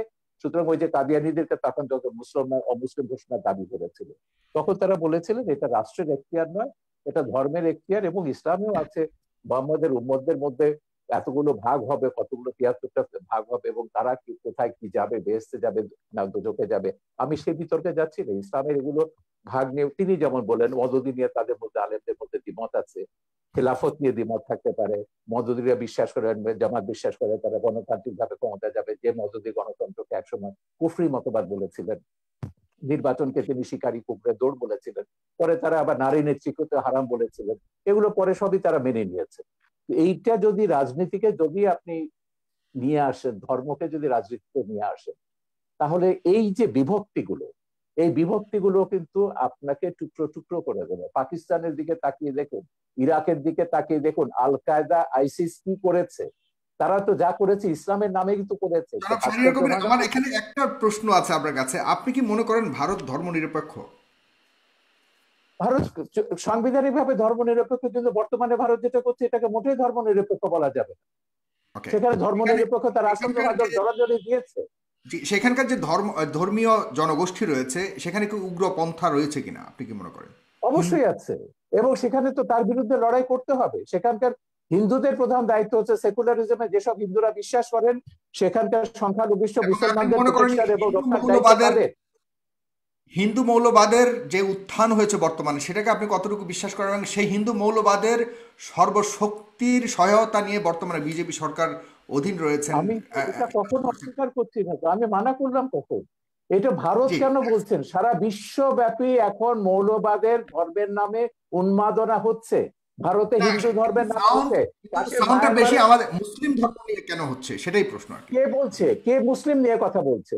আমি মায়ানমারে যখন বুদ্ধিস্ট মঙ্করা যখন মুসলিম নিধন নিয়ে কথা বলছে, সবচেয়ে বেশি রোহিঙ্গাদের ব্যাপারে নির্মূল কমিটি কথা বলেছে, আমাদের সংগঠন কথা বলেছে, আমরা কমিশন গঠন করেছি, আন্তর্জাতিক সেমিনার অন্তত কয়েক ডজন ইন্টারন্যাশনাল সেমিনার করেছি যে বার্মাতে বুদ্ধিস্ট মঙ্কদের একটা গোষ্ঠী, আমি গোটা বৌদ্ধ ধর্মকে বলবো না, মঙ্করা, আমি কখনো ইসলাম ধর্ম বলছি না, হিন্দু ধর্ম বলছি না, কিছু ধর্ম ব্যবসায়ী রাজনৈতিক মতলবে ধর্মকে ব্যবহার করছে, ইহুদি ধর্মের নামে যেমন করছে, হিন্দু ধর্মের নামে হচ্ছে, ইসলাম ধর্মের নাম হচ্ছে, খ্রিস্টান ধর্মের নাম হচ্ছে, এমনকি সবচেয়ে শান্তির ধর্ম যেটা বলা হয় বৌদ্ধ ধর্ম, সেই নামেও কিন্তু হচ্ছে, ভারত বার্মাতে হচ্ছে, সিলনে হচ্ছে, এগুলো আমরা দেখছি। সারা বিশ্বব্যাপী দক্ষিণ পন্থার এই তাণ্ডব গুলো আমরা দেখছি। সেই জন্যই আমরা বলছি হিন্দু মৌলবাদের কথাটা শেষ করতে দিন। হিন্দু মৌলবাদের আমি কোন মৌলবাদকে সাপোর্ট করি না, এমনকি নাস্তিকরাও যখন মৌলবাদীদের ভাষায় কথা বলে সেই নাস্তিকতাকেও আমি সমর্থন করি না। আমার কথা হচ্ছে বিশ্বে আস্তিক আছে, নাস্তিক আছে, ৬০০ কোটি মানুষ বিভিন্ন ধর্মে বিশ্বাস করে, ১০০ কোটি মানুষ কোন ধর্মে বিশ্বাস করে না। এই পৃথিবীতে সব মানুষের সমান অধিকার মর্যাদা নিয়ে বাস করবার অধিকার আছে। এইটাকে আপনি যে ধর্মের নামে দিন না কেন বিভক্তি করতে পারবেন না। জি, আপনার কাছে আবার আসছি ডক্টর এনায়েতুল্লাহ আব্বাসী, বলবেন দয়া করে। আপনার কাছে আমি কিছু প্রশ্ন রাখতে চাই, আমার কাছে অনেকগুলি প্রশ্ন রয়েছে, কিন্তু আপনাকে ছোট করে প্রশ্নগুলো বলছি। জনাব এনায়েতুল্লাহ আব্বাসী, যে কোরআনের রাজনীতি সম্পর্কে কোনো আয়াত রয়েছে কিনা কোরআনে? নাম্বার 1। ইতিমধ্যে রাজনীতির ব্যাপারে কয়েকটি আয়াত এবং সহিহ হাদিস শুনিয়েছি। হ্যাঁ, এটা বলবেন। তারপর ধর্মনিরপেক্ষতা মানে কি? ধর্মহীনতা নয়, এটা কতটুকু ঠিক? কিছু বুদ্ধিজীবী বলে থাকে ইসলামের ব্যাখ্যা। আমি উত্তর দিচ্ছি। আপনি দিয়েন, আমি কিছু ইসলামের ব্যাখ্যা কি বাংলাদেশি আলেমদের কাছ থেকে নিব? ইসলামের ব্যাখ্যা না সাগর, কথা হচ্ছে সাগর আপনি প্রশ্নটাকে অন্যদিকে নিয়ে যাচ্ছেন। আমি ইসলামের ব্যাখ্যা শুনতে চাইছি না, আমি শুনতে চাইছি বঙ্গবন্ধু সেকুলারিজম সম্পর্কে সংবিধানে কি বলেছে। পরে প্রথম বাক্যটি হচ্ছে ধর্মনিরপেক্ষতা মানে ধর্ম। হ্যাঁ, আপনারটা বলবে। আমি পাশাপাশি অন্য কিছু প্রশ্ন আসছে, সেটাই আমি দিচ্ছি, উনি একসাথেই বলবেন সবগুলো। আপনাদের ইসলামীয় রাজনৈতিক উদ্দেশ্য কি, এবং এটা তো বলে গেছেন। জি, আপনি বলুন। জি, প্রথম কথা হচ্ছে তিনি একটি কথা স্বীকার করেছেন, ধর্মহীনতা বা সেকুলারিস্টের অর্থ ইহ জাগতিক, এই অর্থে বঙ্গবন্ধু বাংলাদেশে ধর্মনিরপেক্ষতা চাননি। যেহেতু ধর্মনিরপেক্ষতার আবিষ্কার কখন থেকে, এই তত্ত্বটা পৃথিবীকে কে দিল, এখানে স্পষ্ট ইতিহাসের মধ্যে আছে, secularism was first used by the British writer George Holyoake in 1851। 1851 সালে ব্রিটিশ লেখক তিনি জর্জ হলিওক তিনি প্রথম ধর্মনিরপেক্ষতার তত্ত্ব আবিষ্কার করেছেন। এখন সেই তত্ত্ব অনুযায়ী যদি বঙ্গবন্ধু ধর্মনিরপেক্ষতা না ধর্মহীনতা হয় কিংবা ইহজাগতিক একটিও না হয়, তাহলে তো ধর্মনিরপেক্ষতার সংজ্ঞাটি বদলে দেওয়া উচিত। যেহেতু তিনি বদলে ধর্মনিরপেক্ষতার দিয়েছেন তো, যে তিনি না তো, সেকুলারিজম তাহলে সংবিধানও ধর্মনিরপেক্ষতা এই নামটি না থাকা উচিত, সেটার ভিন্ন না একটি না, নাম হওয়া উচিত। আমি শেষ ইহজাগতিকতা করি, বা একটু একটু ধর্মহীনতা নয়। একটু একটু একটু শেষ করি। যেহেতু বঙ্গবন্ধুর ধর্মনিরপেক্ষতার তত্ত্ব যারা আবিষ্কার করেছে তাদের সাথে মোটেও মিল নেই, অতএব সেই ধর্মনিরপেক্ষতা নামটি পরিবর্তন করে দিলে আমাদের দেশে সংঘাত কিংবা ইসলামী চিন্তাবিদদের সাথে জেনারেল শিক্ষিতদের দ্বন্দ্ব অনেকটাই কমে যায় এবং চিন্তার বিনিময় হয় ও বুঝার ক্ষেত্রে খুব সুবিধা হয়ে থাকে। দ্বিতীয় যে কথাটি শাহরিয়ার কবির সাহেব বলেছেন, যে বারবার তিনি পাকিস্তানের প্রসঙ্গ আর মওদুদির প্রসঙ্গ টেনে আনেন। পাকিস্তান আমাদের কোন আদর্শ নয়, বা আবুল আলা মওদুদিও চিন্তা চেতনা বা ইসলামের সংজ্ঞা নেবার ক্ষেত্রে কোনো ধরনের আমাদের মডেল নয়, আদর্শ নয়। কাদিয়ানি সম্প্রদায় নিঃসন্দেহে অমুসলিম এবং কাফের, এটা কোরআন হাদিস এবং ইজমাই উম্মতের সর্বস্বীকৃত সিদ্ধান্ত অনুযায়ী প্রতিষ্ঠিত, কারণ তারা খাতমে নবুয়তকে বিশ্বাস করে না। আল্লাহ এক, আল্লাহর একত্বে এবং কারো শরীক এরা নাই। হত্যার যোগ্য, তাই তো? শেষ করতে দেন, একটু এদেরকে শেষ হত্যা করছি করাটা আমি, বৈধ। একটু একটু একটু শেষ করছি আমি। দ্বিতীয়ত, হ্যাঁ হুজুর, আল্লাহ যদি এক। একটু সাপ্লিমেন্ট করে শেষ করি, তাহলে সুবিধা একটু হয়, শেষ আপনি করি, সাথে সাথে জবাব দিতে পারবেন। শেষ জি। করি। আমি শেষ করছি। আল্লাহ এক, আল্লাহর একত্বে কারো শরীক নেই। ঠিক সেভাবে মোহাম্মদ সাল্লাল্লাহু আলাইহি সাল্লামকে আল্লাহ তাআলা ১৫০০ বছর আগে প্রেরণ করে নবুয়ত ও রিসালাতের দরজা চিরতরে বন্ধ করে দিয়েছেন। ওনার পরে আজ পর্যন্ত কোনো প্রকারই নবী কিংবা রাসূল আসে নাই, কিয়ামত পর্যন্ত আসবে না। এটাকে বলা হয় আকীদায়ে খাতমে নবুয়ত। এই আকীদা খাতমে নবুয়তকে যে বিশ্বাস করবে না, নিঃসন্দেহে সে অমুসলিম এবং কাফের। সেজন্য কাদিয়ানী সম্প্রদায় অমুসলিম এবং কাফের, এটা ৫৭টি মুসলিম রাষ্ট্রের অধিকাংশ মুসলিম রাষ্ট্রেই সংসদীয়ভাবে বিল পাস করে ঘোষণা করা হয়েছে। দুঃখজনক আমাদের বাংলাদেশে এখনই হয়নি, কারণ বাংলাদেশে কাদিয়ানীদের পক্ষাবলম্বন করার জন্য প্রচুর বুদ্ধিজীবী নামের বুদ্ধি প্রতিবন্ধী আছে। এখন হত্যার কথা এসেছে, আমরা যদি পাকিস্তানের সেই সময়ের আন্দোলনটা দেখি, হযরত আল্লামা মাহমুদুল হাসান, মুফতি শফি সাহেব রহমতুল্লাহ সহ ইসলামী চিন্তাবিদগণ যখন আন্দোলন করেছেন, কাদিয়ানী বিরোধী আন্দোলনে ১০,০০০ মুসলমান শাহাদাত বরণ করেছে। আমি জানতে চাই, কাদিয়ানী কয়জনকে হত্যা করা হয়েছে পাকিস্তানে, তার কোনো হিসাব কি দিতে পারবেন শাহরিয়ার কবির সাহেব? অথচ কাদিয়ানীদেরকে অমুসলিম ঘোষণার দাবি আদায় করতে যে পাকিস্তানে ১০,০০০ মুসলমান শাহাদাত বরণ করেছে, কারণ চরম সেকুলারির ধর্মনিরপেক্ষ ভুট্টো মুসলমানদের বিপক্ষে অবস্থান নিয়েছিল। ১০,০০০ মুসলমানের রক্তের বিনিময়ে কাদিয়ানীদেরকে রাষ্ট্রীয়ভাবে পাকিস্তান সরকার অমুসলিম ঘোষণা করেছিল। তৃতীয় যে বিষয়, ইসলামের সংজ্ঞা কোন বুদ্ধিজীবী কি দিল সেটা পরের কথা। আল্লাহ তাআলা স্পষ্ট কোরআনে বলেছেন, আল্লাহ তাআলা স্পষ্ট করে দিয়েছেন কোরআনে, কে মুসলিম কে অমুসলিম, কে কাফের কে মুমিন। এখন মনে করুন আমাদের শাহরিয়ার কবির সাহেব নিজকে নিশ্চয়ই মুসলিম পরিচয় দিচ্ছেন, কিন্তু কোরআনের কোথাও উনি যে মুসলিম ওনার নামটি খুঁজে পাওয়া যাবে না। তাই বলে কি ওনাকে মুসলিম বলা যাবে না? আপনি সাগর, আপনার নাম কোরআন কারীমে কোথাও নেই যে সাগর একজন মুসলিম ব্যক্তি। আপনাকে কিভাবে আমি মুসলিম বলবো? কে মুসলিম কে অমুসলিম সেই সংজ্ঞা কোরআন দিয়েছে। সেই সংজ্ঞা অনুযায়ী যে যুগে যে লোক আসবে, মুসলিমের সংজ্ঞায় যে সংজ্ঞায়িত হবে তাকে আমরা মুসলিম বলবো, অমুসলিমের সংজ্ঞায় যে সংজ্ঞায়িত হবে তাকে আমরা অমুসলিম বলবো।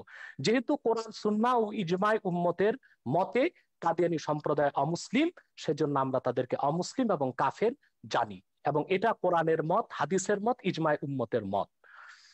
ধর্মনিরপেক্ষতার বিষয়ে বাংলাদেশের যে বিষয়টা আসছে, আবারও আমি বলবো, যেহেতু বঙ্গবন্ধু তিনি ধার্মিক লোক ছিলেন এবং তিনি পাশ্চাত্যের ধর্মনিরপেক্ষতায় বিশ্বাসী ছিলেন না, ওনার ধর্মনিরপেক্ষতার সংজ্ঞা ভিন্ন ছিল, তাহলে সংবিধানে ধর্মনিরপেক্ষতা শব্দটি পরিবর্তন করে বঙ্গবন্ধুর মতাদর্শের জুৎসই একটি সংজ্ঞা দিয়ে দিলেই তো সুন্দর হয়ে যায়। চতুর্থ যে বিষয়টি শাহরিয়ার কবির সাহেব বলেছেন, মৌলবাদী। মৌলবাদ আর উগ্রবাদ এক জিনিস নয়। আমরা প্রতিটি মুসলিম নিজকে মৌলবাদী মনে করে থাকি। মৌলবাদ শব্দটার উৎপত্তি কোত্থেকে, ফান্ডামেন্টালিজম এটা কোত্থেকে এসেছে? ইউরোপে যখন রেনেসাঁ বিপ্লব হয়েছে সেখানে খ্রিস্টানরা দুই ভাগে বিভক্ত হয়েছিল, ক্যাথলিক, প্রোটেস্ট্যান্ট। প্রোটেস্ট্যান্টরা বিশ্বাস করতো আক্ষরিক অর্থে বাইবেল ঐশ্বরিক, আর ক্যাথলিকরা বিশ্বাস করতো আক্ষরিক অর্থে বাইবেল ঐশ্বরিক নয়। তখন ক্যাথলিকরা প্রোটেস্ট্যান্টদেরকে ফান্ডামেন্টালিস্ট বা মৌলবাদী আখ্যায়িত করেছিল। সেই হিসেবে যদি আমরা আক্ষরিক অর্থে কোরআনকে বিশ্বাস করার কারণে মৌলবাদী হয়ে থাকি, অবশ্যই আমরা মৌলবাদী, এবং সেই মৌলবাদকে আমরা লালন করি কোরআনকে আক্ষরিক অর্থে বিশ্বাস করার কারণে। আর যদি উগ্রবাদ সেই অর্থে মৌলবাদী বলা হয়, তাহলে আমরা বলবো আমরা মৌলবাদী নয়, আমরা পরামর্শহীনচু। আমরা খেলাফতে বিশ্বাসী, ইসলামের মূলে বিশ্বাসী, এবং ইসলামের রাজনৈতিক আদর্শে বিশ্বাসী। খেলাফতটা কিভাবে কায়েম হবে একটু ব্যাখ্যা করেন। হ্যাঁ, খেলাফত বিভিন্নভাবে কায়েম, যে কাজটি এখন বাংলাদেশে হচ্ছে, জনমত তৈরি করা হচ্ছে। যারা ইসলামী রাজনীতির পক্ষে তারা আলাপ আলোচনার মাধ্যমে, ওয়াজ নসিহতের মাধ্যমে মানুষকে এটি বুঝাতে সক্ষম হচ্ছে ইলেকশন করবেন না, কোরআন সুন্নাহর রাজনৈতিক, সেটাও বলছি, আপনারা কি ইলেকশন করবেন না? সেটা বলছি আমি। কোরআন সুন্নাহর রাজনৈতিক আদর্শ হচ্ছে শুধুমাত্র খেলাফত। প্রথম হচ্ছে থিওরিক্যাল, আমরা সেই থিওরিক্যাল বিশ্বাসটি মানুষের মধ্যে গড়ে তুলছি, একসময় মানুষ খেলাফতে বিশ্বাসী হবে।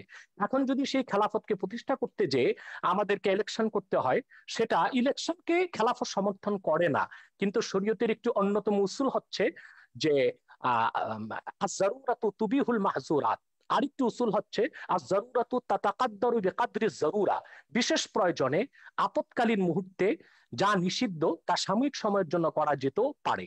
অতএব ইলেকশনের মাধ্যমেও যদি রাষ্ট্র ক্ষমতায় যে ইসলামপন্থীগণ খেলাফতকে প্রতিষ্ঠিত করেন, তারপরে রাষ্ট্র ব্যবস্থার নীতি পরিবর্তন করার অথরিটি তারা পাবেন। তৃতীয় যে বিষয়টি আমি বলবো, যে আজকে সারা পৃথিবীতে গণতন্ত্র সমাজতন্ত্র ব্যর্থতার পরিচয় দিয়েছে। গণতন্ত্র সমাজতন্ত্র ধর্মনিরপেক্ষতা কাগজে কলমে আছে, বাস্তবতায় পৃথিবীর কোথাও নেই। বরং পৃথিবীর শক্তিশালী রাষ্ট্রগুলো এখন খেলাফত ব্যবস্থার দিকে ধাবিত হচ্ছে, অঘোষিতভাবে প্রচার না করে। যেমন মস্কোতে সোভিয়েত রাশিয়া ভেঙে যাবার পর এখন পুতিন ক্ষমতায় এসেছে, সে অনেকটা একনায়কতন্ত্রকে গ্রহণ করেছে। সেখানে গণতন্ত্রের দোহাই দিয়ে দীর্ঘমেয়াদী ক্ষমতায় সে আছে, অর্থাৎ একজন ব্যক্তিকে রাষ্ট্র পরিচালনায় তারা পছন্দ করে নিয়েছে, যেটা অনেকটা খেলাফতের কনসেপ্টের সাথে মিলে যায়। চায়নাতে প্রধানমন্ত্রীকে আজীবন ক্ষমতা তারা দিয়েছে, সেটাও খেলাফতের সাথে অনেকটা সাদৃশ্য অবলম্বন করে। মূলত খেলাফত ব্যবস্থার মাধ্যমে একটি কল্যাণময় রাষ্ট্র হতে পারে, এমন একটি রাষ্ট্র হতে পারে যেখানে ইসলামের সমান অধিকার সংরক্ষিত হতে পারে, পাশাপাশি অন্যান্য ধর্ম সমান অধিকার লাভ করতে পারে। খেলাফত 1300 বছর পৃথিবীকে নেতৃত্ব দিয়েছে।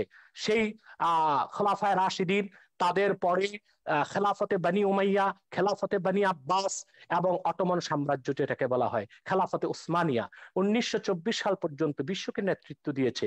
এমন কোন ইতিহাস পৃথিবীর কোথাও খুঁজে পাওয়া যাবে না তখন অন্য ধর্মের উপর নির্যাতন নিপীড়ন হয়েছে, অন্য ধর্মের মানুষের অধিকারকে ক্ষুণ্ণ করা হয়েছে।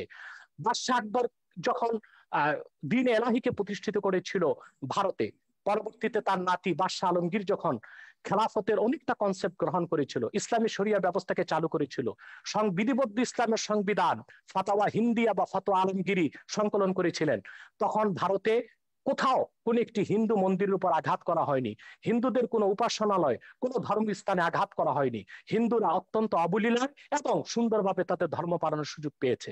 অথবা খেলাফত রাষ্ট্র প্রতিষ্ঠিত হলেই অন্য ধর্মের মানুষ তার ধর্মীয় অধিকার পালন করতে পারে এবং সুযোগ সুবিধা গ্রহণ করতে পারে, এবং পৃথিবীকে একদিন আবার ফিরে আসতে হবে খেলাফতের দিকেই, এবং মুসলিম বিশ্বগুলো আবার খেলাফতের দিকে ফিরে আসবে। সেটাও একটি চিরন্তন সত্য কথা। আপনাকে অনেক ধন্যবাদ। প্রায় 20,000 মানুষ এই মুহূর্তে একসাথে আমাদের অনুষ্ঠানটি দেখছে। দর্শক, আপনারা অবশ্যই এই 20,000 মানুষ যারাই দেখছেন তারা অবশ্যই আমাদের পেজটিকে লাইক দেবেন, এবং আমাদের যে ইউটিউব চ্যানেলটি আছে সেখানে একটু পরে এটা আবারও প্রচারিত হবে, সেখানে আপনারা দেখতে পাবেন। যারা প্রথম থেকে দেখতে পারেননি তারা অবশ্যই আমাদের ইউটিউব চ্যানেলটিকে সাবস্ক্রাইব করবেন। জনাব শাহরিয়ার কবির আপনার কাছে আসছে, আপনার অনেক শুনেছেন জনাব ডক্টর এনায়েতুল্লাহ আব্বাসীর কথা। আপনার কাছে আমি আরেকটি প্রশ্ন করতে চাই যে আপনি ধর্মীয় আলোকে শিক্ষা ব্যবস্থার ঘোর বিরোধিতা করেছেন এবং কিছু কিছু বিষয়ে আপনি অনেক আপত্তি তুলেছেন বিভিন্ন সময়ে।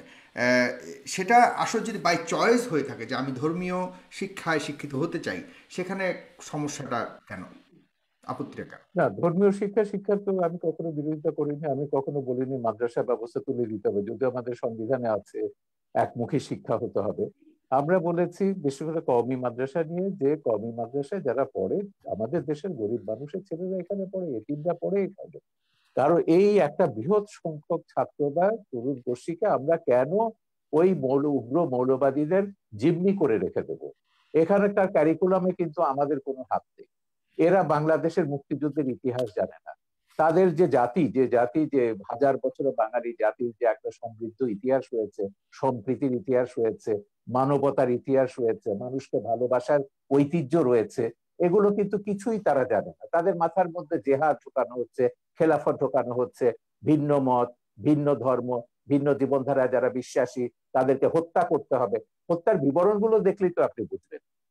হত্যার যে এই যে যখন আপনার এই যে 15 সালে 16 সালে যখন এই যে ধারাবাহিক ব্লগারদের হত্যা করা হলো, একটা ঘটনা আমি বলি। ব্লগার বাবুকে যে হত্যা করেছিল, যে সে দুটো মানুষ, যে একজন হিজড়া একজন ফেরিওয়ালা তাকে উদ্ধার জড়িয়ে ধরেছিল, আটকে ছিল, সেই ছেলেটা সেও একটা তরুণ, মাদ্রাসা থেকে মাত্র বেরিয়েছে। সেই তরুণকে জিজ্ঞাসাবাদে জিজ্ঞেস করলো, কেন তুমি বাবুকে হত্যা করেছো? ও বলে, আমার হুজুর আমাকে বলেছেন, উস্তাদ আমাকে বলেছেন। বলে, তুমি বাবুর কোনো লেখা পড়েছো? বলে, না, পড়িনি। সেই ছেলেটা জিজ্ঞাসাবাদে বলছে, বাবুর সে কোনো লেখা পড়ে, বাবু নামটা তার কাছে পরিচিত ছিল না, বাবুর কোনো ছবি সে দেখেনি, পোস্ট পড়েনি। এবং যেহেতু হুজুর বলেছেন সেই ইসলাম বিরোধী এবং সে মুরতাদ, তাকে হত্যা করতে হবে, এবং সেই বিশ্বাসে সে হত্যা করেছে। এই উন্মাদনাগুলো কিন্তু এদের মাথার মধ্যে ঢোকাচ্ছে সেই মাদ্রাসা থেকে। এটা নিয়ে বহুত লেখা আমাদের আছে দেশে এবং কোথাও ঢুকাচ্ছে? আপনি কোনো প্রমাণ আছে আপনার কাছে আমাদের দেশে কোথাও ঢুকাচ্ছে কিনা এরকম ধরনের?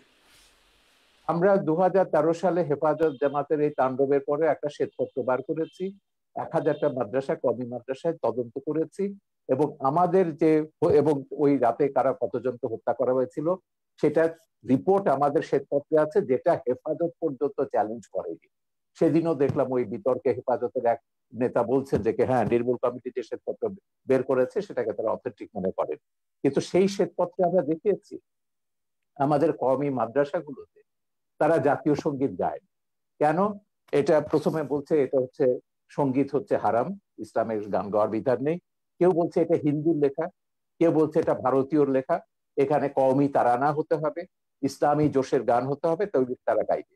তো এখন একটা কথা ভাবুন, যে তার ইতিহাস জানে না, যে তার মুক্তিযুদ্ধের কথা জানে না, তার ও গৌরব জানে না, তার মাথার মধ্যে তো আপনি ঢুকিয়ে দেবেন যে সিরিয়াতে সব এই যে মুসলমানদের মেরে সাফ করতে যাচ্ছে, করে ফেলছে, আফগানিস্তানের সব মুসলমান মেরে সাফ করে ফেলছে কমিউনিস্টরা বা অন্যরা, ওই শিয়ারা, ওখানে আসাদের লোকেরা, তোমরা ওখানে যাও, গিয়ে জেহাদ করো। তো তরুণরা কিন্তু এভাবে বিভ্রান্ত হচ্ছে, জেহাদে যাচ্ছে, এবং অনেক বাবা মার কোল খালি হচ্ছে, তারা জানে না তাদের ছেলে কোথায় গিয়ে কোথায় মারা যাচ্ছে, বাট এটাকে তারা জেহাদ কিন্তু মনে করে, ইসলামিক বাংলাদেশে, একটা। জনাব শাহরিয়ার, বাংলাদেশের যতগুলি এই উগ্রপন্থা বলে আমরা যতগুলি ঘটনাকে আমরা চিহ্নিত করার চেষ্টা করেছি, সেখানে সব কিন্তু আমাদের সাধারণ ইসলামিক মিডিয়ামের, সরি, ইংলিশ মিডিয়ামের ছাত্রছাত্রীরা জড়িত পাওয়া গেছে বিভিন্ন না, তদন্তে। সরি, সরি, সেটা আপনি কয়েকটা করার কথা বলতে পারবেন। আপনি কওমি মাদ্রাসার পাঠ্যপুস্তকটা দেখুন। ইংলিশ মিডিয়াম কেন, আমি তো ইউরোপের কথা বলেছি। সিরিয়াতে জেহাদ করতে গেছে, সেখানে 5000-এর ওপর সাদা ইউরোপিয়ান মুসলিম, ন মুসলিম তারা গেছে। তারা কি জন্য? তাদের কয়েকজনের সঙ্গে আমি কথা বলেছি, আমার ছবিতে তাদের ইন্টারভিউ আছে। তারা বলছে it was an adventure, they were killing bad guys and we were the good guys, we went there to kill the bad guys। এই যে গেম গুলো তারা খেলছে, bad guys will be killed by the good guys, এই adventure থেকে তারা বলছে। আমাকে একটা ছেলে বলছিল, সে আবার ইন্ডিয়ান ছবি দেখে, বলে তার হিরো ছিল শাহরুখ খান। বলে, দেখো শাহরুখ খান তো ওখানে দামি একটা রাইফেল নিয়ে এসে যুদ্ধ করছে বা হিরোইজম দেখাচ্ছে, আমি সিরিয়াতে জেহাদ করতে গেছি, I will be having a real AK-47। So এইটা হচ্ছে এক ধরনের উন্মাদনা মানুষের মগজে তৈরি করা হয়েছে, এবং সেই উন্মাদনার কারণে এরা গেছে সেখানে জেহাদ করে, তারপর অনেকে ফিরে এসছে, অনেকে মারা গেছে। কিন্তু এই যে উন্মাদনাটা আপনি তৈরি করে দিচ্ছেন সারা পৃথিবীর তরুণ সম্প্রদায়ের মধ্যে, আজকে তো ইন্টারনেটের প্রযুক্তির কারণে আপনি এইগুলো, এই উন্মাদনা, আমার কথা হচ্ছে খুব পরিষ্কার, আপনি শান্তিপূর্ণভাবে আপনার ধর্ম প্রচার করুন, পালন করুন। কেন একজনকে বাধ্য করবেন? কেন বলবেন সে ধর্ম ছেড়ে চলে গেছে তাকে গলা কাটতে হবে? আমার নামে জামাত বলেন, এই সমস্ত তথাকথিত মৌলবাদীদের হাজারটা ফতোয়া রয়েছে ইউটিউবে, ফেসবুকে, কিভাবে আমাকে জবাই করতে হবে, এবং সেটা ধারালো তরবারি দিয়ে না, বলেছে ঘাড়ের উপর দিয়ে করতে হবে, বোতা তরবারি দিয়ে। এগুলো তো সব আমরা জাহানারা ইমামের আন্দোলনের শুরু থেকে দেখছি, যে তাদেরকে মুরতাদ, কাফের ট্যাগ লাগিয়ে দাও, ট্যাগ লাগিয়ে তাদের হত্যা করো। উনি যেমন বললেন যে শারিয়ার কবির তো ইসলাম, মুসলমান মুরতাদ। এখন এই জিনিসটা হচ্ছে, আমি এইগুলো পরিষ্কারভাবে বলেছি, আমি মুসলমান কি মুসলমান না কোন বান্দাকে আমি দায়িত্ব দেইনি সেকে প্রমাণ করবার জন্য বা আমাকে ট্যাগ লাগাবার জন্য। আমি যদি মুসলমান না হই, আল্লাহ আমাকে শাস্তি দেবেন। আল্লাহ ছাড়া আর কারো বিধান এই বিষয়ে কে মুসলমান নয় কোন বান্দার বিধান। প্রগতিশীল সমাজ থেকে যে দাবি করা হচ্ছে কে মুসলমান নয় কে মুসলমান, সেক্ষেত্রে সেটাকেও আপনি কিভাবে দেখছেন? মানে মানে কোন আমরা আমরা আমরা অনেক সময় বলে থাকি বুদ্ধিজীবী সম্প্রদায় থেকে বা আমাদের যারা ইয়ের সেখান থেকে বড় থাকে না, এরা রিয়াল মুসলমান নন, এরা উগ্রবাদী। সেই জিনিসটুকু নির্ধারণ করার দায়িত্ব কার? আমরা সবসময় বলেছি ইসলাম একটা শান্তির ধর্ম। হ্যাঁ, ইসলামকে যখনই আপনি সন্ত্রাসের সমর্থক করবেন, যখনই এই যে মামুনুল হকের বাবা কি বলেছিলেন, মামুনুল হকের বাবা বাবরি মসজিদ যখন ভাঙলো, মামুনুল হকের বাবা তখন বললেন কি, আজিজুল হক, ইসলাম নামক বৃক্ষটির গোড়ায় পানি নিয়ে রক্ত ঢালতে হবে। তারপর দিন আমি এটা নিয়ে প্রতিবাদ করলাম। আমি বললাম ইসলাম কি ড্রাকুলার ধর্ম? রক্ত পান করে ইসলামকে জীবিত হতে হবে? তাই খ্রিস্টান মিথোলজির মধ্যে যে ড্রাকুলা ক্যারেক্টারটা আছে, এটা পিশাচের ধর্ম। ড্রাকুলা তো একটা পিশাচ। আমার কথা হচ্ছে সেইটাই, শান্তির ধর্ম ইসলামকে কে সন্ত্রাসের ধর্মে রূপান্তরিত করেছে? এই আল কায়দারা, এই আইএসআইএসরা, এই জামাতি ওহাবি সালাফি, এরা ইসলামকে সন্ত্রাসের ধর্মে পরিণত করেছে। আমি ইসলাম নিয়ে কথা বলছি, সব ধর্মের ব্যাপারে আমি বলছি মৌলবাদ আপনি আপনি আপনার ব্যক্তিগত জীবনে রাখুন, সেটাকে আমার উপর চাপাতে যাবেন না, রাষ্ট্রের উপর এটাকে চাপাতে যাবেন না। আমি আপনার কাছে আবারও আসছি শাহরিয়ার কবির। আমরা অনুষ্ঠানের প্রায় শেষ প্রান্তে, আমরা খুব ছোট করে আরো কিছু মন্তব্য নেব এবং অনেকেই মন্তব্য করেছেন। দর্শক, আপনাদের মন্তব্য থেকে আমি কিছু মন্তব্য নেব একটু পরেই। অবশ্যই আপনারা শেয়ার করবেন অনুষ্ঠানটিকে, তাহলে অনেকেই দেখতে পাবে। আইএস নিয়ে কথা হয়েছে, আইএস নিয়ে এই মাত্র ডক্টর শাহরিয়ার কবির কথা তুলেছেন। সেখানে অসংখ্য মুসলমান হত্যা করা হয়েছে জনাব ডক্টর এনায়েতুল্লাহ আব্বাসী। এই যে মুসলমানরা নিজেরা আরেকটা মুসলমানকে হত্যা করা বা কোনো, এটা কোনোভাবে কি জাস্টিফাইড কিনা ধর্মীয় আলোকে? ধন্যবাদ সাগর আপনাকে। কিন্তু শাহরিয়ার কবির সাহেবের একটি প্রশ্নের উত্তর দিয়েই কথাটি শুরু করা উচিত মনে করছি। তিনি বলেছেন কে মুসলিম কে অমুসলিম এই অথরিটি একমাত্র আল্লাহ তাআলার। আমি তাকে তাৎক্ষণিক প্রশ্ন করছি এবং উত্তরটি তিনি তার ফ্লোর যখন পাবেন তখন দিবেন, যে কোনো ব্যক্তি যদি বাংলাদেশের স্বাধীনতা সার্বভৌমত্বকে অস্বীকার করে, সংবিধান অনুযায়ী সে লোকটি রাষ্ট্রদ্রোহী এবং রাষ্ট্রদ্রোহী হিসেবে তার শাস্তি হবে। কিন্তু সংবিধানে সেই রাষ্ট্রদ্রোহীর নাম লেখা থাকার প্রয়োজন নেই। ঠিক সেভাবে কে কাফের কে মুমিন, কে মুসলিম কে অমুসলিম, তা আল্লাহ কর্তৃক প্রেরিত সংবিধান কোরআন কারীমের মধ্যে স্পষ্ট করে দেওয়া হয়েছে। অতএব কোরআন কারীমের বিধান অনুযায়ী উলামায়ে কেরাম কে কাফের সেটা বলেন, কে মুসলিম সেটা বলেন। এটা একটি স্পষ্ট বিষয়। খুবই স্থূল চিন্তার, সূক্ষ্ম চিন্তার প্রয়োজন নেই, স্থূল চিন্তাধারীও কথাটি বুঝতে পারে। কোন ব্যক্তি যদি স্বাধীনতা সার্বভৌমত্ব অস্বীকার করে, এখন তাকে যদি রাষ্ট্রদ্রোহী বলে, সে যদি বলে যে সংবিধান আমরা নিতে পারি, আমরা শাহরিয়ার কবির কিছু জিজ্ঞাসা করতে চাচ্ছি, আপনি যদি নেন তাহলে আপনার কথা বলতে সুবিধা হবে। আমি একটু শেষ করছি, আবার শুনবো। অতএব কোরআন কারীমে আল্লাহ স্পষ্ট বলে দিয়েছেন মা ইউজাদিলু ফি আয়াতিল্লাহি ইল্লাল্লাযিনা কাফারু। আল্লাহর কোরআনের আয়াতে যে সন্দেহ করে, অস্বীকার করে, সে কাফের ছাড়া কিছুই নয়।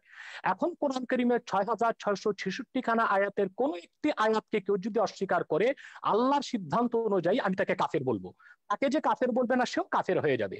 তবে তার শাস্তি কি হবে সেটাও কোরআন নির্ধারণ করে দিয়েছে, হাদিস নির্ধারণ করে দিয়েছে। দ্বিতীয় যে কথা তিনি বলেছেন আইএস এর কথা, জিহাদের কথা, সবচেয়ে আফসোসের বিষয়, জিহাদ সম্পর্কে ইসলাম কি বলে আমাদের ধারণাটা মোটেও নেই। আইএস কে আমরা প্রকৃত মুসলিম তো মনেও করি না। সেটা কি মুসলমান দায়ী?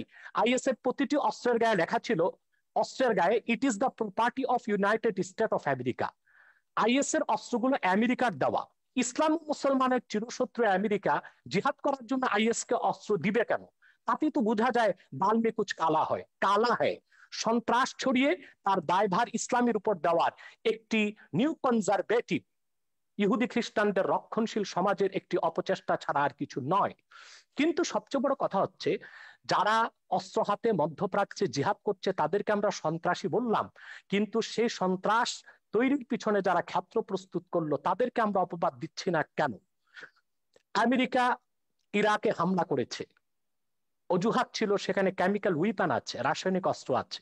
একটি স্বাধীন সার্বভৌম দেশকে তছনছ করে দিল, মাটির সাথে মিশিয়ে দিল। কিন্তু তদন্তে দেখা গেল 1 ফোঁটা কেমিক্যাল উইপন সেখানে পাওয়া যায়নি। এখন সেখানে ইরাকের মুসলমানরা যদি তাদের স্বাধীনতা সার্বভৌমত্বের জন্য, তাদের অধিকারকে রক্ষার জন্য অস্ত্র হাতে তুলে নেয়, সেই জিহাদ সন্ত্রাস হয়ে যাবে? এতটা অযৌক্তিক অবিচার কোনো মানুষ তো মেনে নিতে পারে না। ফিলিস্তিনে মুসলমান বসবাস করতে আজকে পারছে না, ইসরায়েলি সন্ত্রাসীদের কারণে বাইতুল মুকাদ্দাসে মুসলমান নামাজ পড়তে পারছে না। সেখানে মুসলমান যদি তার অধিকারকে সংরক্ষণ করার জন্য, অধিকারকে আদায় করার জন্য অস্ত্র হাতে তুলে নেয়, সেটা সন্ত্রাস হয়ে যাবে। সারা বিশ্বব্যাপী জাতিসংঘের তত্ত্বাবধানে সন্ত্রাসকে ছড়ানো হচ্ছে। বাংলাদেশের বিষয়ে বলা হচ্ছে কওমি মাদ্রাসার ছাত্ররা সন্ত্রাস করে, অথচ জেএমবি যখন বাংলাদেশে সিরিজ বোমা হামলা করেছে, কওমি মাদ্রাসাগুলো মাঠে ঘাটে আন্দোলন করেছে সন্ত্রাসের বিরুদ্ধে। হাটহাজারী থেকে আহমদ শফি সাহেব তখন মহাপরিচালক ছিলেন, তিনি স্পষ্ট করে ব্যাখ্যা দিয়েছিলেন নিরপরাধ মানুষকে বোমা মেরে হত্যা করা ইসলাম সমর্থন করে না। সে দায়টা কওমি মাদ্রাসা কেন দিবে? এদেশের মাদ্রাসাগুলো কেন দিবে? বরং পিছনে কারা জড়িত ছিল তারাই দায়ী হবে বলে আমরা বিশ্বাস করি। রমনা বটমূলে যখন বোমা হামলা করা হয়েছিল, তখন আমরা দেখেছি দায় দেওয়া হয়েছিল মাদ্রাসা ছাত্রদের, কিন্তু রমনা বটমূলে বোমা হামলার 1 ঘন্টা পরই আমরা দেখেছি বামপন্থী কিছু সংগঠন ব্যানার নিয়ে আলেম ওলামার বিরুদ্ধে মিছিল বের করেছে। তারা কি করে জানতো যে 1 ঘন্টা আগে রমনা বটমূলে বোমা হামলা হবে? নিশ্চয় ঘটনাটির সাথে তারা জড়িত ছিল। সন্ত্রাসী কর্মকাণ্ড করে দায় তারা আলেম ওলামা পীর মাশায়েখের উপর দেওয়ার চেষ্টা করেছে। আলেম ওলামা পীর মাশায়েখদের ইমেজকে, সম্মানকে ক্ষুণ্ণ করার জন্য, এবং বাংলাদেশে যেন ইসলামের রাজনৈতিক উত্থান না ঘটে সেটা ঠেকাবার জন্য।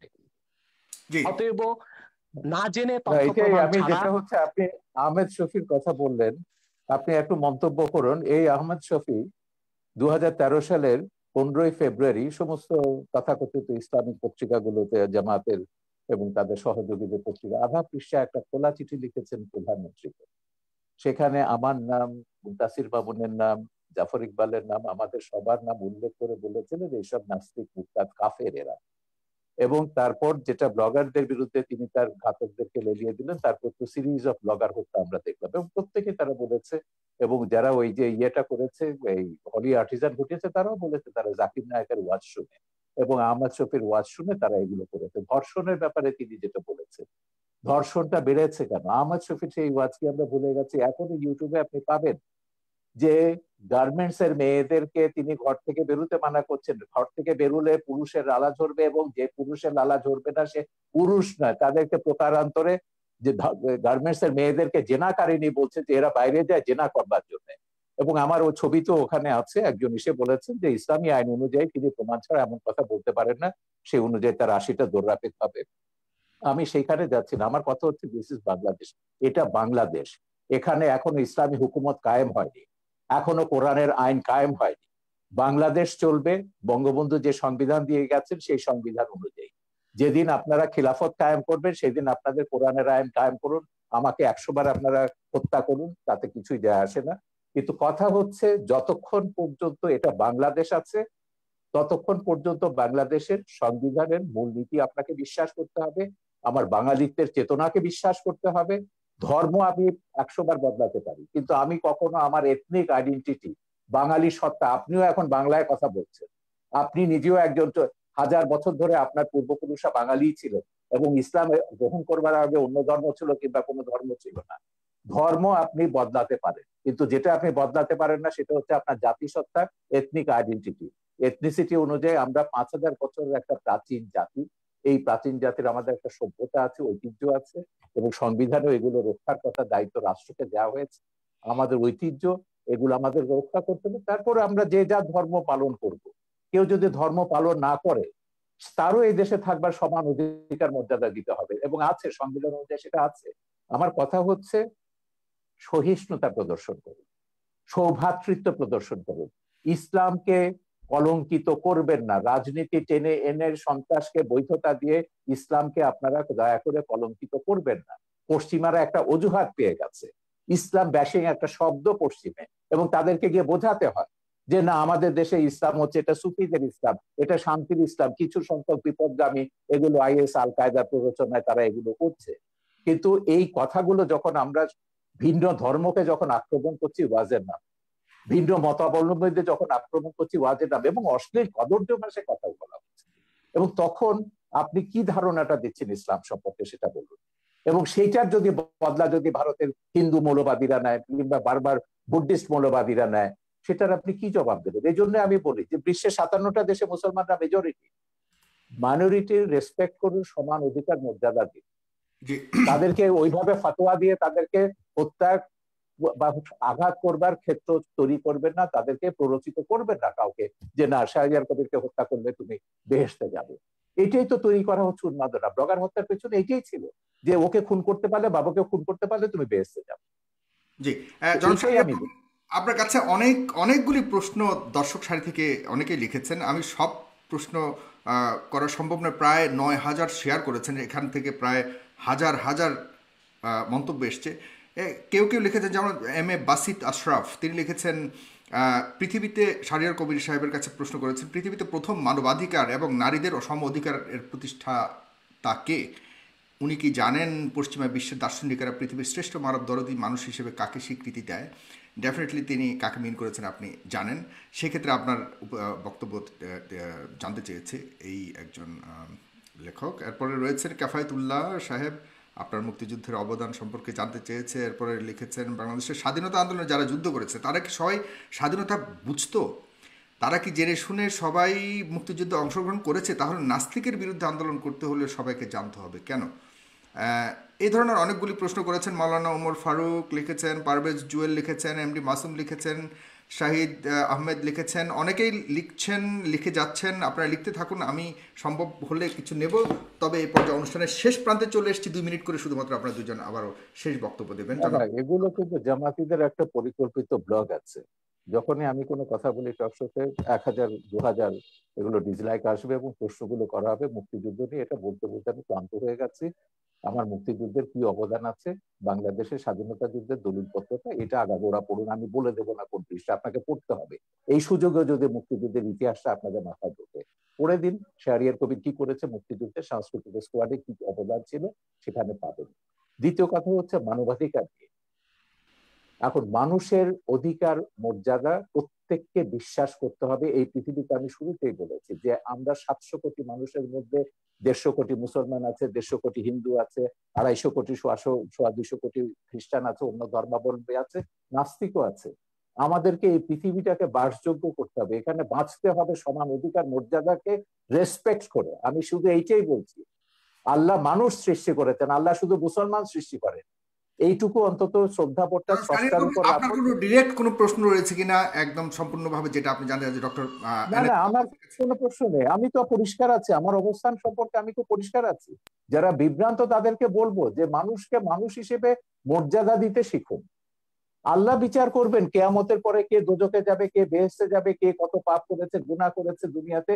সেটাকে দুনিয়াতে আপনাকে এই যে জাগতিক শাস্তির যেটা হচ্ছে ব্লাসফেমির যে কনসেপ্ট, এটা ইসলামের কনসেপ্ট না। কোরআনে কোথাও ব্লাসফেমির জাগতিক শাস্তির বিধান নেই। আল্লাহ নিজে শাস্তি দেবেন তাদেরকে, ব্লাসফেমার্সকে। এখন সেইটাকে আপনি ইহুদি খ্রিস্টান আইনের দিকের থেকে এখানে ইমপ্লিমেন্ট করছেন, আল্লাহর অধিকার আপনি নিজের হাতে তুলে দিচ্ছেন। আমার কথা হচ্ছে বাংলাদেশে তো অন্য ধর্মের মানুষ আছে, 57টা দেশে মুসলমানরা মেজরিটি। এখন আমি যদি এখানে মেজরিটি রুল চাপাই, অন্যান্য দেশগুলোতে যখন তারা তাদের মেজরিটি রুল চাপাবে, সেই সব দেশের মুসলমানদের নির্যাতনের দায়িত্ব, ভারত বলুন, শ্রীলঙ্কা বলুন, কিংবা মায়ানমারের মুসলমানদের নির্যাতনের দায়িত্ব কিন্তু আমাদের মোল্লাদেরকে নিতে হবে। তারা যখন হিন্দুদের উপর, বৌদ্ধদের উপর নির্যাতন করবেন, রামুর মতো ঘটনা ঘটাবেন, নাসিরনগরের মতো ঘটনা ঘটাবেন, বা 2001 সালে নির্বাচনের সময়কার মতো ঘটনা ঘটাবেন। তো সেইটাই আমরা বলছি, আমাদের এখানে সব ধর্মের মানুষ সমান অধিকার মর্যাদা নিয়ে বাস করবে। সব ধর্মের মানুষ মুক্তিযুদ্ধে অংশ নিয়েছে। মুক্তিযুদ্ধে আমাদের কি স্লোগান ছিল, মুজিবনগর সরকারের পোস্টার দেখুন, বক্তৃতা দেখুন, নীতি নির্ধারকরা কি বলেছে, পরিষ্কার হয়ে গেছে। যুদ্ধের ভেতর দিয়ে আমাদেরকে আপনার কাছ থেকে জাস্ট 1 সেকেন্ড 5 সেকেন্ড ভাস্কর্য নিয়ে আপনার বক্তব্য শুনতে চাই, যেটা অতি সম্প্রতি অনেক আলোচিত হয়েছে। যখন আমি মিশরে, তখন আমি মিশরে ছিল, মুসলিম ব্রাদারহুড যখন এটা নিয়ে একটা বিতর্ক, সালাফিরা বিতর্ক তুলেছিল, স্ফিংস থাকতে পারবে না। স্ফিংস এটা পৌত্তলিকতা এবং ভাস্কর্যতা। সেখানে একটা সুভেনির বিক্রি করতে, একজন সুভেনির বিক্রি এবং বেশ লম্বা দাড়িওয়ালা, চোপ্পা পরা, এই সাথে হুজুর টাইপের।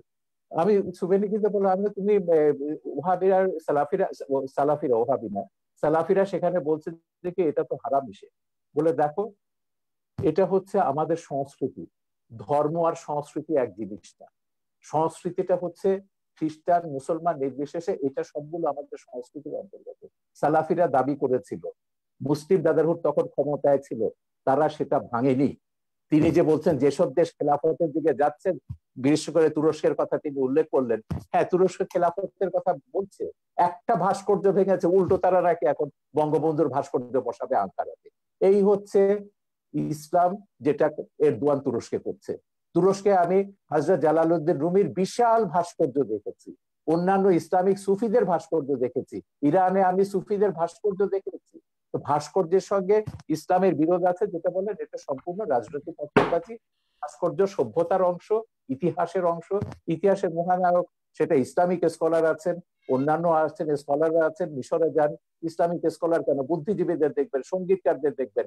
উম্মে কুলসুম বিশাল আরব বিশ্বের সবচেয়ে পপুলার গায়িকা, তার ভাস্কর্য ভাগাভাগি চলছে, এটা কি আপনি মনে করেন যে রাজনৈতিক কোনো ঘৃণিত? এটা পুরো রাজনীতি, এর সঙ্গে ইসলামের কোনো সম্পর্ক নেই, একদম রাজনীতি। মোল্লা ওমর যেটা আফগানিস্তানে করেছে সেই কাজটাই তারা এখানে রিপিট করছে। মোল্লা ওমর এখানে তারা বলতে কারা করছে বর্তমানে বাংলাদেশে যে আপনি ভাস্কর্য ভাঙার পেছনে কাদেরকে দায়ী? তারা তো ঘোষণা দিয়ে করছে, খেলাফত, হেফাজত, যারা ইসলামী শাসনতান্ত্রিক আন্দোলন বা তাদেরকে যারা সাপোর্ট করে, যাদের পেছনে জামাত বিএনপি রয়েছে, যাদের পেছনে আওয়ামী লীগের নেতাদেরকে গ্রেফতার করা হয়েছে। আরে ওটা বাঘা যতীনেরটা তো কাগজে বেরিয়েছে, এটা স্কুল কমিটি নিয়ে তাদের মধ্যে দ্বন্দ্ব, এটার সঙ্গে ভাস্কর্য ভাঙার কোনো সম্পর্ক। ভাস্কর্য নিয়ে 2013 সাল থেকে বঙ্গবন্ধু এখানে উপলক্ষ, বঙ্গবন্ধুর গায়ে হাত দিয়েছে বলে আওয়ামী লীগের টনক নড়েছে।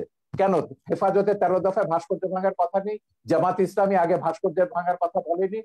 হেফাজতে 13 দফায় যা আছে, কাদিয়ানীদের কাফের ঘোষণা থেকে শুরু করে ব্লাসফেমি এন্ড পানিশমেন্ট করা, সবগুলোই হচ্ছে জামাতের দফা। এখন এগুলোকে তিনি যতই পার্থক্য করুন না কেন, জামাতের সঙ্গে আমাদের পার্থক্য আছে, তিনি কিন্তু কাদিয়ানীদের কাফের ব্যাপারে জামাতের সঙ্গে একমত, ব্লাসফেমি আইন চালুর ব্যাপারে তিনি জামাতের সঙ্গে একমত, ভাস্কর্য ভাঙার ব্যাপারও আশা করি তিনি নিশ্চয়ই একমত হবেন ওদের সঙ্গে। তো এইটাই হচ্ছে মিলের জায়গাটা। আমি বলছি যে রাজনীতিতে যখনই আনবেন ইসলামকে বা কোনো ধর্মকে, তখনই ওই বার্মার মতন ঘটনা ঘটবে, ভারতের মতন ঘটনা ঘটবে, বাংলাদেশের মতন ঘটনা ঘটবে, পাকিস্তানের মতন ঘটনা ঘটবে।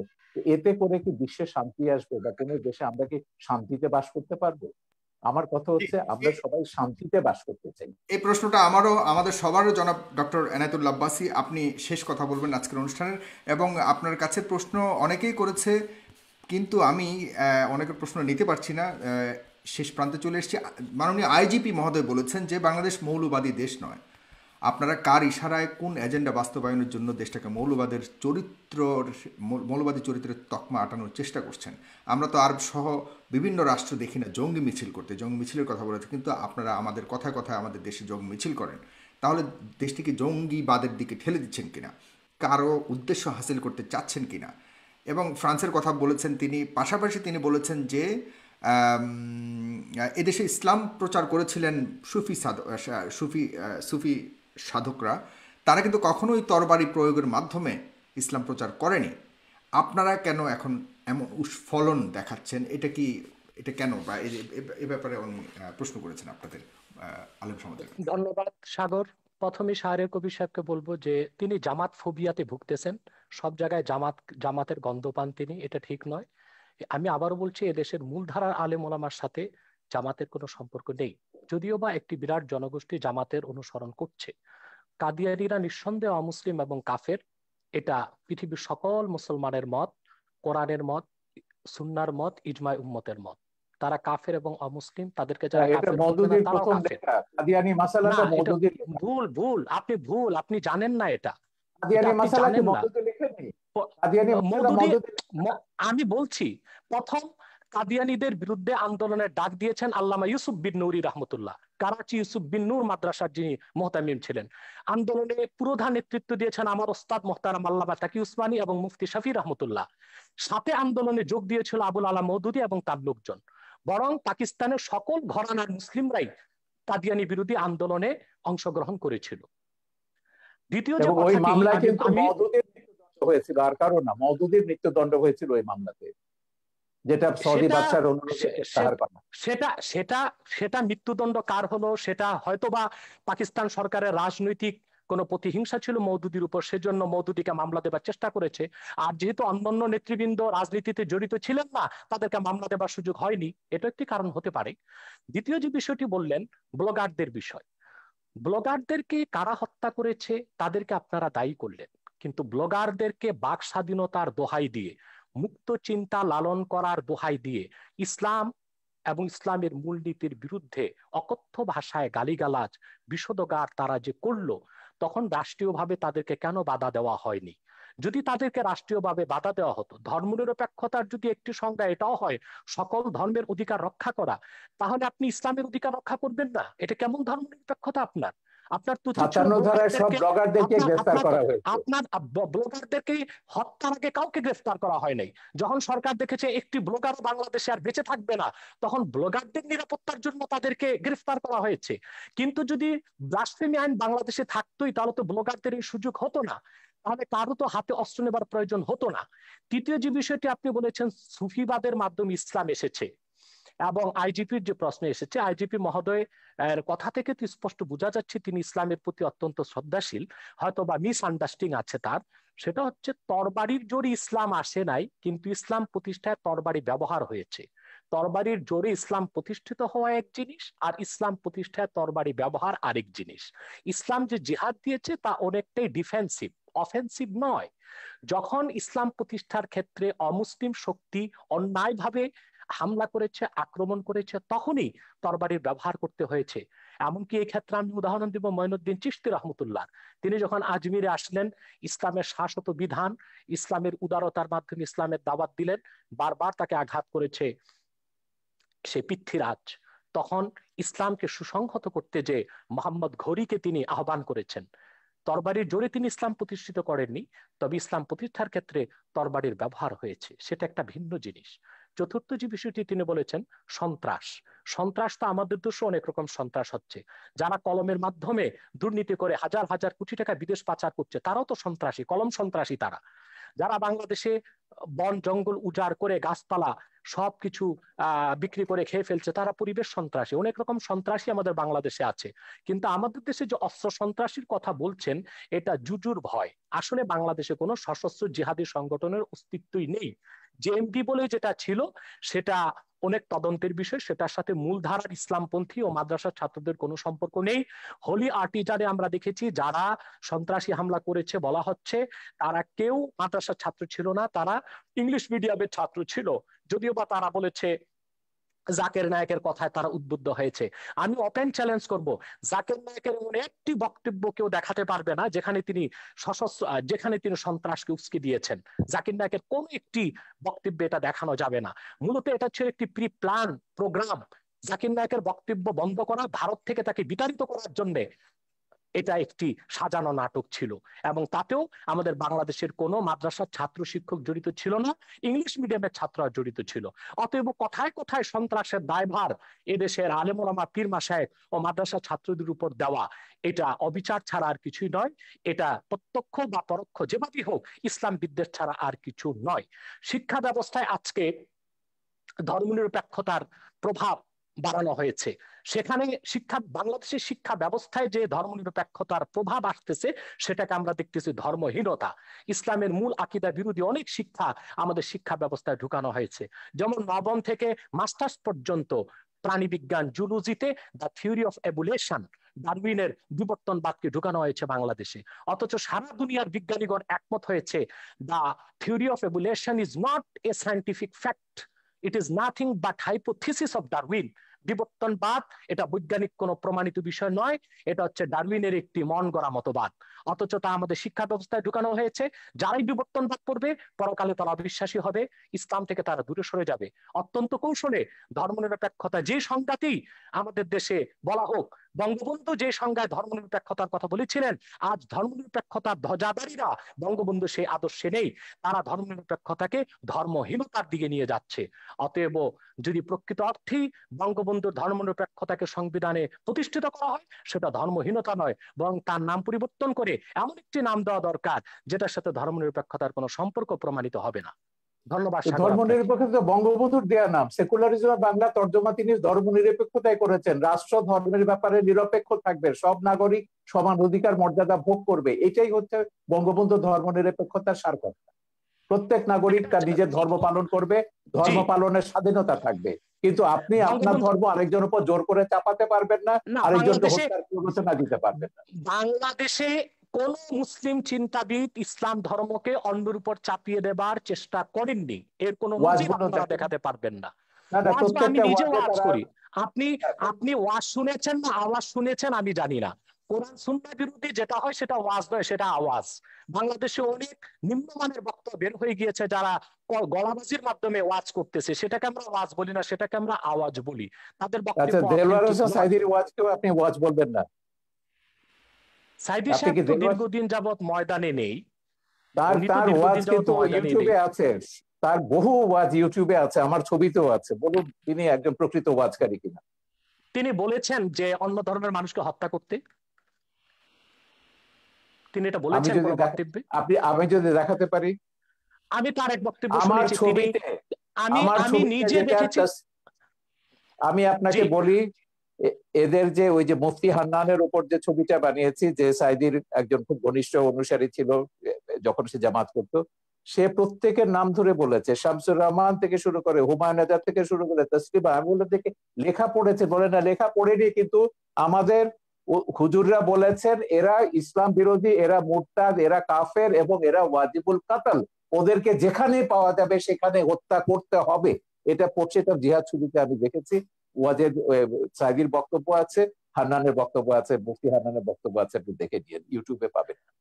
আমার মনে হয় জালাল হোসেন সাইদি সাহেব এতটা পাতলা কথা বলার লোক নয়, যদিও বা আমি তার অনেক বক্তব্য শুনিনি। তবে আমি তার একটি বক্তব্য দেখেছি, তিনি যখন বা ধর্ম মন্ত্রণালয়ের স্থায়ী কমিটির সদস্য ছিলেন, তিনি হিন্দুদের পূজা মণ্ডপে গিয়েছেন এবং তাদেরকে নিরাপত্তার ব্যবস্থা করেছেন, সেটাও তো প্রমাণ রয়েছে। আপনি এবং কিভাবে 71 বলবেন যে সালে তিনি হিন্দুদের কি করেছেন সেটা ট্রাইব্যুনালে প্রমাণ হয়েছে। 71 সালে তিনি হিন্দুদের উপর কি করে জোর করে কাকে মুসলমান বানিয়েছেন, কাকে পাকিস্তানিদের ধরিয়ে দিয়েছেন, ও সাক্ষীরা তো ট্রাইব্যুনালে এগুলো প্রমাণ করেছে। সেটা তো ট্রাইব্যুনালের বিষয়, কিন্তু দেলোয়ার হোসেন সাইদি সাহেব মানি ওয়াজ নয়, আর দেলোয়ার হোসেন সাইদি সাহেব মানি এদেশের আলেম ওলামা নয়। সেটা একটি বিচ্ছিন্ন বিষয়কে টেনে সকল আলেম ওলামা, পীর মাশায়েখ এবং ওয়াজ আমি নসিহতের উপর জানি যে সাইদির এইভাবে যে দায় চাপিয়ে পপুলার দেওয়া উচিত ওয়াজকারী হবে না। আর কেউ নেই বাংলাদেশে। হ্যাঁ, বাংলাদেশে সেটা তার যতজন ওয়াজকারী আছে সবচেয়ে পপুলার, সবচেয়ে বেশি পপুলার হচ্ছে সাইদির, এবং আপনি বাসে টাসে সব জায়গায় সাইদির ওয়াজই শুনবেন। তো যাই হোক, তাতে আমার তো কথা আপনি হচ্ছে তাতে তো আপনি প্রমাণ আমার কথা করছেন হচ্ছে তিনি আব্বাসী সাহেব, জনপ্রিয়, তিনি এদেশের আব্বাসী মানুষের মন সাহেব, জয় করতে পেরেছিলেন। ঠিক আছে আব্বাসী সাহেব, আমার কথা হচ্ছে আপনি আগে বলেছেন আমরা ইসলাম বা কোনো ধর্মের বিরুদ্ধে নয়, আপনি শান্তিপূর্ণভাবে ওয়াজ করুন, ইসলামে আহ্বান করুন, কিন্তু সন্ত্রাস, হানাহানি, একে মারো, ওকে ধরো, ওকে জবাই করো, এগুলো এই হুমকি, রাষ্ট্রকে ইসে করতে হবে, এটা করতে হবে, জেহাদ করতে হবে, এই জেহাদ মানে তো এই যে উগ্রতা। এবং এই উগ্রতার কারণে আপনি কিন্তু ওই যে ইরাকের কথা বলেছেন, আপনি কোথায় ছিলেন আমি জানি না, ইরাকে যখন রাত্রেবেলায় আমেরিকা আক্রমণ করলো, আমরা পরের দিন বিশাল মিছিল বার করেছিলাম ইরাকে আমেরিকার হামলার বিরুদ্ধে। এখন ইরাকে কি করেছে? ইরাকে তো একটা সেকুলার ইস্যু ছিল, ইরাক ছিল সাদ্দাম হোসেনের, এবং সেই সেকুলার ইস্যুর পরে করতো কি হলো, সেজন্য ইরাকে মিছিল করেছেন। হ্যাঁ, ইরাক তারপর তো একটা ইসলামিক রাষ্ট্রে পরিণত হলো, এখন তারা জিহাদ করছে। যাই হোক, আমরা আমেরিকার যত জায়গাতে জেহাদিদের, এই যে তালেবান, আল কায়দা, এটা আমার ছবিতেই আছে, আমেরিকা কি করে এদেরকে তৈরি করেছে, জেহাদকে, পলিটিক্যাল ইসলামকে কিভাবে আমেরিকা মদদ দিচ্ছে, এটা আমার ছবিতেই আছে। সোভিয়েত ইউনিয়নকে ধ্বংস করবার জন্য আমেরিকা পলিটিক্যাল ইসলামকে সবুজ বলয় তৈরি করেছে লাল বলয়ের পাশে। এইটা আজকে সর্বজন বিদিত সত্য। আমেরিকা এখন তৈরি করে, এখন তারা নিজেরা ফ্র্যাঙ্কেনস্টাইনের ভয় দেখছে, 9/11-এর মতো ঘটনা করছে। তো আমেরিকাদের বলেছে, জামাত ইসলামীকে তো এখনো তারা মডারেট ইসলামিক পার্টি মনে করে, এখনো জামাত প্রেম তাদের কাটেনি। পরশুদিন আমেরিকার স্টেট ডিপার্টমেন্টের সঙ্গে আমাদের একটা দীর্ঘ ওয়েবিনার হয়েছে।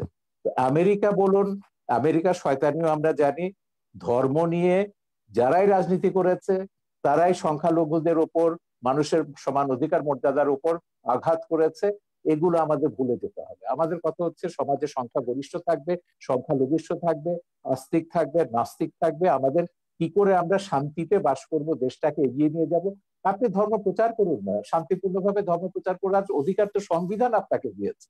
বঙ্গবন্ধুর ওই যে ধর্ম নিরপেক্ষতার যে ব্যাখ্যাটা দিয়েছে, সেখানে বলেছে প্রত্যেক ধর্মের মানুষ শান্তিতে তাদের ধর্ম পালন করবে, প্রচার করবার সব রকম স্বাধীনতা দেওয়া হয়েছে। কেন একটা ধর্ম আপনাকে জোর করে অন্যের উপর চাপিয়ে দিতে হবে? আপনি দাওয়াত দিন শান্তিপূর্ণ ভাবে, আমাদের কোনো অসুবিধা নেই। কিন্তু শান্তিতে যখন ধর্ম প্রতিপালন করার কথা তো বহু আগে, 1400 বছর আগে আমাদের মহানবী সাল্লাল্লাহু আলাইহি ওয়াসাল্লামও বলে গেছেন। আমার কাছে বলেছেন, আমি সেটাই বলছি, তো আমি সেটাই বলছি, মহানবী কেন, প্রত্যেক মহাপুরুষরাই বলেছে, কোরআনেও আছে, আল্লাহ প্রত্যেক জাতির জন্য বাংলাদেশে নবী অশান্তিটা পাঠিয়েছেন। আপনি কোথায় দেখেছেন? আমি যদি বলি ওয়ার্ল্ড যখন রাজনীতির সঙ্গে ধর্ম যোগ ওয়ার্ল্ড করবে তখন কনটেক্সটে অশান্তি আসবে। উগ্রবাদের কারণ ওই যে পক্ষে উনি যেটা বলেন, আব্বাসী বাংলাদেশ সাহেব যেটা অনেক বললেন, অনেক ভালো অবস্থাতে আছে। জি। আমি তো জানি, আমি তো জানি সেটাকে নষ্ট করবার জন্য তো তারা গৃহযুদ্ধের হুমকি দিচ্ছে এখন। বলেছে 2013 সালের চেয়ে ভয়াবহ ঘটনা ঘটবে যদি বাংলাদেশ থেকে এসব ভাস্কর্য ভাঙা না হয়, সরিয়ে না আনা হয়। গৃহযুদ্ধের হুমকিটা কারা দিচ্ছে? কারা দেশটাকে পরাজয়ের প্রতিশোধ দিতে চাইছে 71-এ?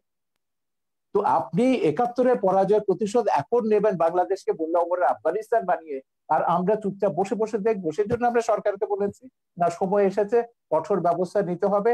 এই দেশে ধর্মের নামে কোনো সন্ত্রাস অনুমোদন করা যাবে না, সেটা যে কোনো ধর্মের নামে। জি, জনাব আব্বাস সাহেব।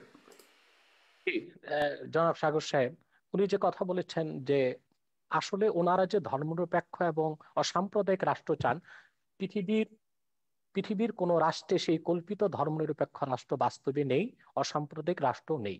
সকল এবং অসাম্প্রদায়িকতা আপনাদের খিলাফত পৃথিবীর এবং কোথাও নেই, আছে, আমি খেলাফত দেখাচ্ছি, কোথাও আমি নেই। দেখাচ্ছি, আমি দেখাচ্ছি, আমি দেখাচ্ছি, খোলাফায়ে আমি রাশিদিনে দেখাচ্ছি, প্রমাণ হয়ে আমি গেছে যে দেখাচ্ছি, 3 জন আমি খলিফাকে আপনারা দেখাচ্ছি। হত্যা করেছে, শেষ করি, 3 জন আমি খলিফাকে আপনার কথা বলার সময় কথা মুসলমানরা বলি নাই, হত্যা করেছে। সেটাই বলছি,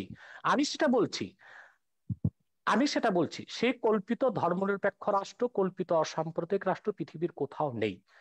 যদি ধর্মনিরপেক্ষতা অর্থ এটাই হয় সকল ধর্মের অধিকার রক্ষা, তো বাংলাদেশে ব্লগাররা যখন তখন ইসলাম বিরোধিতা করে, সেটা ইসলামের অধিকারকে ক্ষুণ্ণ করা হয়, তখন ধর্মনিরপেক্ষতা কোথায় থাকে? ব্লগাররা বাক স্বাধীনতার নামে আল্লাহ রসুল মোহাম্মদ সাল্লাহ আলি সাল্লামের আরশচুম্বী মর্যাদার বিরুদ্ধে বক্তব্য দেয়, তখন ধর্মনিরপেক্ষতার কনসেপ্ট কোথায় থাকে? অতএব ধর্মনিরপেক্ষতা যারা বাংলাদেশে করতে চায় তাদের উদ্দেশ্য হচ্ছে ইসলামকে ঠেকানো, এছাড়া আর কিছুই নয়। দ্বিতীয়, তিনি খেলাফত রাষ্ট্রের কথা বলেছেন। খেলাফতের কথা, খেলাফত হচ্ছে কি? খেলাফত হচ্ছে তানফিজু আহকামিল্লাহি আজ্জা ওয়া জাল্লা, ভূপৃষ্ঠে আল্লাহর বিধানকে প্রতিষ্ঠিত করা। আমি বলবো যদিও আরবে রাজতন্ত্র প্রচলিত আছে, কিন্তু তা সম্পূর্ণ খেলাফত ভিত্তিক চলছে দেশ। সেখানে বেনামাজিকে 25 বেত্রাঘাত করা হচ্ছে, সেখানে যারা চুরি করছে তাদের হস্তকর্তন হচ্ছে, যারা জেনা করছে তাদেরকে সাঙ্গে সার করছে। এটা খেলাফত। যদিও নামে তা মুলুকিয়াত বা রাজতন্ত্র, যদিও সেটা রাজতন্ত্র, কিন্তু সেখানে খেলাফত আছে এবং খেলাফতের সব সুযোগ সুবিধা আরবের লোকজন গ্রহণ করছে। এবং আমরা দেখতে পাচ্ছি, সেখানে আমরা দেখতে পাচ্ছি দাম্মামে, জেদ্দাতে প্রচুর মুসলিম খ্রিস্টান আছে, তাদেরকে আলাদা জায়গায় তাদের ধর্মকর্ম পালনেরও ব্যবস্থা দেওয়া হয়েছে। একটি খেলাফত রাষ্ট্রের সমস্ত সুযোগ সুবিধা প্রতিষ্ঠিত আছে আমরা দেখতে পাচ্ছি আরবে। অতএব দ্বিতীয় আরেকটি বিষয়, খেলাফতের অনেকগুলো ধারা আছে। পীর মুরিদের মাধ্যমে ইসলামের যে দাওয়াত পৃথিবীতে ছড়ানো হচ্ছে, সেটাও খেলাফতের একটা অংশ। এবং খেলাফতের আরেকটা অংশ হচ্ছে দিনের উপর অটল অবিচল থাকা। অধিকাংশ মুসলমান দিনের উপর অটল অবিচল থেকে জীবনযাপন করছে। রাষ্ট্রীয়ভাবে খেলাফত প্রতিষ্ঠা, সেটা মাত্র 100 বছর যাবৎ পৃথিবীতে নেই, 96 বছর আগে অবসান ঘটেছে। অতি দ্রুত মুসলিম রাষ্ট্রগুলো আবার খেলাফত ব্যবস্থায় ফিরে যাবে। আপনি যে তালেবানের কথা বলেছেন, তালেবান সন্ত্রাসী, সে সন্ত্রাসীদের সাথে যুক্তরাষ্ট্র কাতারে চুক্তিবদ্ধ হয়েছে। এখন তো সে আফগানিস্তান আবার খেলাফতের প্রতি ধাবিত হচ্ছে। পৃথিবীর সুপার পাওয়ার আমেরিকা, অন্যান্য খ্রিস্টান রাষ্ট্রগুলো তা তো থামাতে পারলো না। ব্যর্থতা কি পুঁজিবাদের নয়? পৃথিবীব্যাপী সন্ত্রাসকে উস্কে দিচ্ছে পুঁজিবাদ, আর সেটার একমাত্র উদ্দেশ্য হচ্ছে ইসলামের রাজনৈতিক উত্থানকে ঠেকানো ছাড়া আর কিছু নয়। আর আমি অনুরোধ করব বাংলাদেশের বুদ্ধিজীবী সমাজকে, ইসলামকে বিভিন্ন নামে আপনারা অভিহিত করবেন না। রেডিক্যাল ইসলাম, মডারেট ইসলাম, এই নামগুলো ইসলামের ক্ষেত্রে আপনি প্রযোজ্য তো নয়। বলছেন ইসলাম মওদুদির একটি। আকিদাকে আপনারা ইসলাম বিরোধী মনে করেন, মওদুদির সেজন্য অনুসারীদেরকে সেটাকে আপনি ইসলাম বলবেন মুসলমান। কেন? সেটাকে ইসলাম বলবেন কেন? ইসলাম তো সেটাই ওইটাই তো যেটা আমি আল্লাহ বলছি। দিয়েছেন, আপনি সেটা তো সেটাই। মওদুদিকে, আপনি নাম আপনি দিবেন কেন? আপনি সেটাকে নাম দেওয়া জামাতকে যাবে না। মুসলমান বলবেন না, ইসলাম আপনি ইসলাম জামাতকে ইসলামের মুসলমান বলবেন না, জামাতও আপনাকে মুসলমান মনে করে না। এই বিরোধের মীমাংসা রাষ্ট্র কেন নেবে? আপনাদের এই না না বিরোধের না মীমাংসায় না আমি কেন যাব? না না, আমি এটা রাষ্ট্র বলছি এখানে না যেতে তাদেরকে পারে না। মুসলমান মনে করি না, এটা বলা হচ্ছে না, কিন্তু তারা যে ইসলামের ব্যাখ্যা দিবে সেটাই ইসলাম, এটা আমি স্বীকার করব না। না না, এটা ইসলাম তো হাফেজি সেটাই হুজুর যেটা থেকে শুরু আল্লাহ করে, দিয়েছেন। ইসলাম হাফেজি তো হুজুর সেটাই থেকে যেটা শুরু আল্লাহ করে দিয়েছেন। 72টা ওলামায়ে কেরাম তারা বলেছেন মওদুদির অনুসারীদের পেছনে নামাজ পড়া হারাম। এগুলো ফতোয়া আমরা দেখেছি, মওদুদির বিরুদ্ধে ফতোয়া দেখেছি, মওদুদির পক্ষেও দেখেছি। এই বিতর্কে রাষ্ট্রকে জড়াবেন না, এটা আলেমরা নিজেরা নিজেদের মধ্যে ফয়সালা করুন। জি, আমরা এই বিতর্কটা রাষ্ট্রের মধ্যে আনতে চাই। আমরা অনুষ্ঠানের প্রায় শেষ প্রান্তে চলে এসেছি, শুধুমাত্র শেষ করতে হবে, আমার যেতে হবে সাগর ভাই, এক সেকেন্ডে 1 শুধু ঘন্টা প্রোগ্রাম আপনার। মন্তব্য করবেন জনাব এনায়েতুল্লাহ আব্বাসী, যে ভাস্কর্য বিতর্কে অনেকটাই আপনারা পিছিয়েছেন। অনেকে মনে করছেন আপনাদের হয়তো কিছুটা প্রাপ্তি যোগ হয়েছে। সেক্ষেত্রে এই পিছিয়ে আসাটাকে ধর্ম অনুভূতির মলাটে শুধুই প্রাপ্তি আর স্বার্থের রাজনীতি কিনা? চমৎকার প্রশ্ন করেছেন। আপনার উত্তরটি আমি দিচ্ছি। প্রথমে বলছি যে আমরা আহ, ইসলামের ব্যাখ্যা কোনো ব্যক্তি থেকে নিব না। আমরা ইসলামের ব্যাখ্যা নিব কোরআন থেকে, হাদিস থেকে এবং আইম্মায়ে মুজতাহিদিন থেকে, সালফে সালিহিন থেকে। অন্য কোনো ব্যক্তি বা অন্য কোনো ব্যক্তির কোনো ব্যাখ্যা আমরা যদি কোরআন সুন্নাহ মোতাবেক হয় সেটা গ্রহণ করব, নতুবা সেটা পরিত্যাজ্য। যে কথাটি বলছেন আপনি ভাস্কর্যের ব্যাপারে, যে ভাস্কর্যের ব্যাপারে আমার আন্দোলনটা ছিল অরাজনৈতিক বিরুদ্ধে, আর অনেকে করেছেন রাজনৈতিক ভাবে। পথে ঘাটে যারা করেছেন আন্দোলন বলতে কাকে করেছেন, বোঝাচ্ছেন? যে যারা হেফাজতের নেতৃবৃন্দ বা অন্য যারা করেছেন, তারা যেহেতু রাজনৈতিক দল তাদের, সেজন্য তারা রাজনৈতিক ভাবে করেছেন।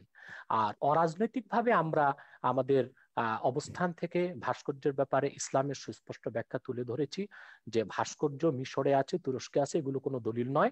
কোরআন সুন্নাহ মোতাবেক ভাস্কর্য ইসলামে নিষিদ্ধ। অতএব রাষ্ট্রীয় পৃষ্ঠপোষকতায় তা যদি হয়, তাহলে বৃহত্তম মুসলমানদের অনুভূতিতে আঘাত লাগবে। বাকি যারা রাজনৈতিক ভাবে একটু নমনীয়তা অবলম্বন একই করছেন, একই কথা আমি বলেছেন বাবুনগরী, এরা মামুনুল হকরা কিন্তু একই কথা বলেছেন আপনি যেটা বলছেন। আমি একটু আমার শেষ সঙ্গে করি। টকশোতে আমি মামুনুল হক একই কথা বলছেন। আমি একটু শেষ করি। দ্বিতীয়, তারা যারা এখন নমনীয়তার পথ অবলম্বন করেছে, আমি তো তাদেরকে ধন্যবাদ দিব। তারা পরমসহিষ্ণুতাকে প্রকাশ করেছে। অর্থাৎ তারা আসলে ভাঙচুরে বিশ্বাসী নয়, তারা সন্ত্রাস সহিংসতায় বিশ্বাসী নয়। তারা রাজনৈতিক ভাষা, আন্দোলনের ভাষায় সরকারকে মেসেজ দিয়েছে যে দেশের অধিক সংখ্যক মুসলমান ভাস্কর্যকে চায় না, অতএব ভাস্কর্য না করা হোক, এটা মুসলমানদের অনুভূতির প্রতি শ্রদ্ধা দেখানো হোক। আর দ্বিতীয়ত, ভাস্কর্যের বিপক্ষে যারা আন্দোলন করেছে, কথা বলেছে, কেউ পারচেজ করেছে কি না, রাজনৈতিক স্বার্থে করেছে কি না, সেটা তাদের ব্যক্তিগত বিষয়। সেটার সাথে বৃহত্তর মুসলিম সমাজ ও অরাজনৈতিক আলেম ওলামাদের কোনো সম্পর্ক নেই। অরাজনৈতিক আলেম ওলামা ও বৃহৎ স্বার্থে যে এদেশের বৃহৎ মুসলিম সমাজ যে বিরোধিতা করছে, তা একান্তই ইসলামের অনুভূতি থেকে। দ্বিতীয়ত, যারা নমনীয়তা এখন অবলম্বন করছে, আমি তো শুনতে পেরেছি যে স্বরাষ্ট্রমন্ত্রী মহোদয়ের সাথে তারা সাক্ষাৎ করেছেন এবং স্বরাষ্ট্রমন্ত্রী মহোদয় তাদেরকে আশ্বাস দিয়েছেন যে অনতিবিলম্বেই সরকার আলেম ওলামার সাথে বসবেন এবং সুন্দর একটি সুরাহা বের করার চেষ্টা করবেন। যদি রাষ্ট্রের পক্ষ থেকে এই ধরনের আশ্বাস দেওয়া হয়, সেখানে তো আর আন্দোলন করে মাঠ গরম করার কোনো প্রয়োজন নেই। অতএব ওলামায়ে কেরাম যারা এখন শীতলতা অবলম্বন করেছেন, আমি মনে করি তারা প্রজ্ঞার পরিচয় দিয়েছেন। জি, অনেক ধন্যবাদ জনাব শাহরিয়ার কবির। আপনি অনেক ব্যস্ততার মধ্যেও আমাকে সময় দিয়েছেন, ফেস দ্য পিপলকে সময় দিয়েছেন। আপনাকে আবারও নেক্সট টাইম অন্য একটা অনুষ্ঠানে আপনাকে আশা করছি। এই বিতর্কের অবসান আমরা সবাই চাই, আপনি যেমনটা চান আমরাও চাই। এই দেশ শান্তির দেশ, এই দেশের 30 লক্ষ শহীদের রক্তের বিনিময়ে অর্জিত এই দেশে আমরা কোনোভাবে কোনো বিভেদ, কোনো আমাদের মতামতের মধ্যে, আমাদের জীবন ধারা পরিচালনার মধ্যে, জীবন ব্যবস্থার মধ্যে কোনো ধরনের বিভক্তি থাকুক, এটা আমরা কখনোই চাই না। আমরা সবাই সমানভাবেই চলতে চাই। তবে কিছু কিছু কনফ্লিক্ট যেগুলি আমাদের মনের মধ্যে আছে, সেগুলি এই ধরনের আলোচনার মাধ্যমে অনেকটাই পরিষ্কার হয়ে যাবে আমি মনে করি। এবং আশা করি আমরা সামনের বঙ্গবন্ধুর, জিয়াউর রহমানের এবং অন্যান্য যারা বড় বড় ব্যক্তিত্বরা যে এই দেশকে স্বাধীন করার জন্য জীবনকে উৎসর্গ করেছেন, তাদের যে চাওয়া ছিল সেটা পরিপূর্ণভাবে সফলতা অর্জন করবে আমি বিশ্বাস করি। তো সুতরাং এই অনুষ্ঠানটিকে আপনারা অবশ্যই নিজেদের টাইমলাইনে শেয়ার করে এবং আমাদের ইউটিউব চ্যানেলটিকে অবশ্যই সাবস্ক্রাইব করে আমাদের অন্য অনুষ্ঠানগুলি দেখার আহ্বান জানিয়ে আজকের এই অনুষ্ঠানটি এখানে শেষ করছি। জনাব ডক্টর এনায়েতুল্লাহ আব্বাসী, আপনাকে অনেক ধন্যবাদ। আপনি অসুস্থ আমি জানি আজকে, তবু আপনি এসছেন, এটা একটা বিশাল প্রাপ্তি আমার জন্য, আমার অনুষ্ঠানের দর্শকদের জন্য অনেক বড় প্রাপ্তি। আপনি অসুস্থতা নিয়েও জনাব শাহরিয়ার কবিরের সাথে বসবেন বলে আপনি এসছেন। এতে হাজারো লাখো লাখো আজকের মানুষ যারা দেখেছে, তারা অনেক আপনার প্রতি অনেক কৃতজ্ঞতা আমার পক্ষ থেকে, তাদের পক্ষ থেকে আমি জানাচ্ছি আপনার প্রতি কৃতজ্ঞতা। ধন্যবাদ, ভালো থাকবেন। জনাব শাহরিয়ার কবির ভালো থাকবেন, সুস্থ থাকবেন। ডক্টর এনায়েতুল্লাহ আব্বাসী সুস্থ থাকবেন। খুদা হাফেজ। ধন্যবাদ।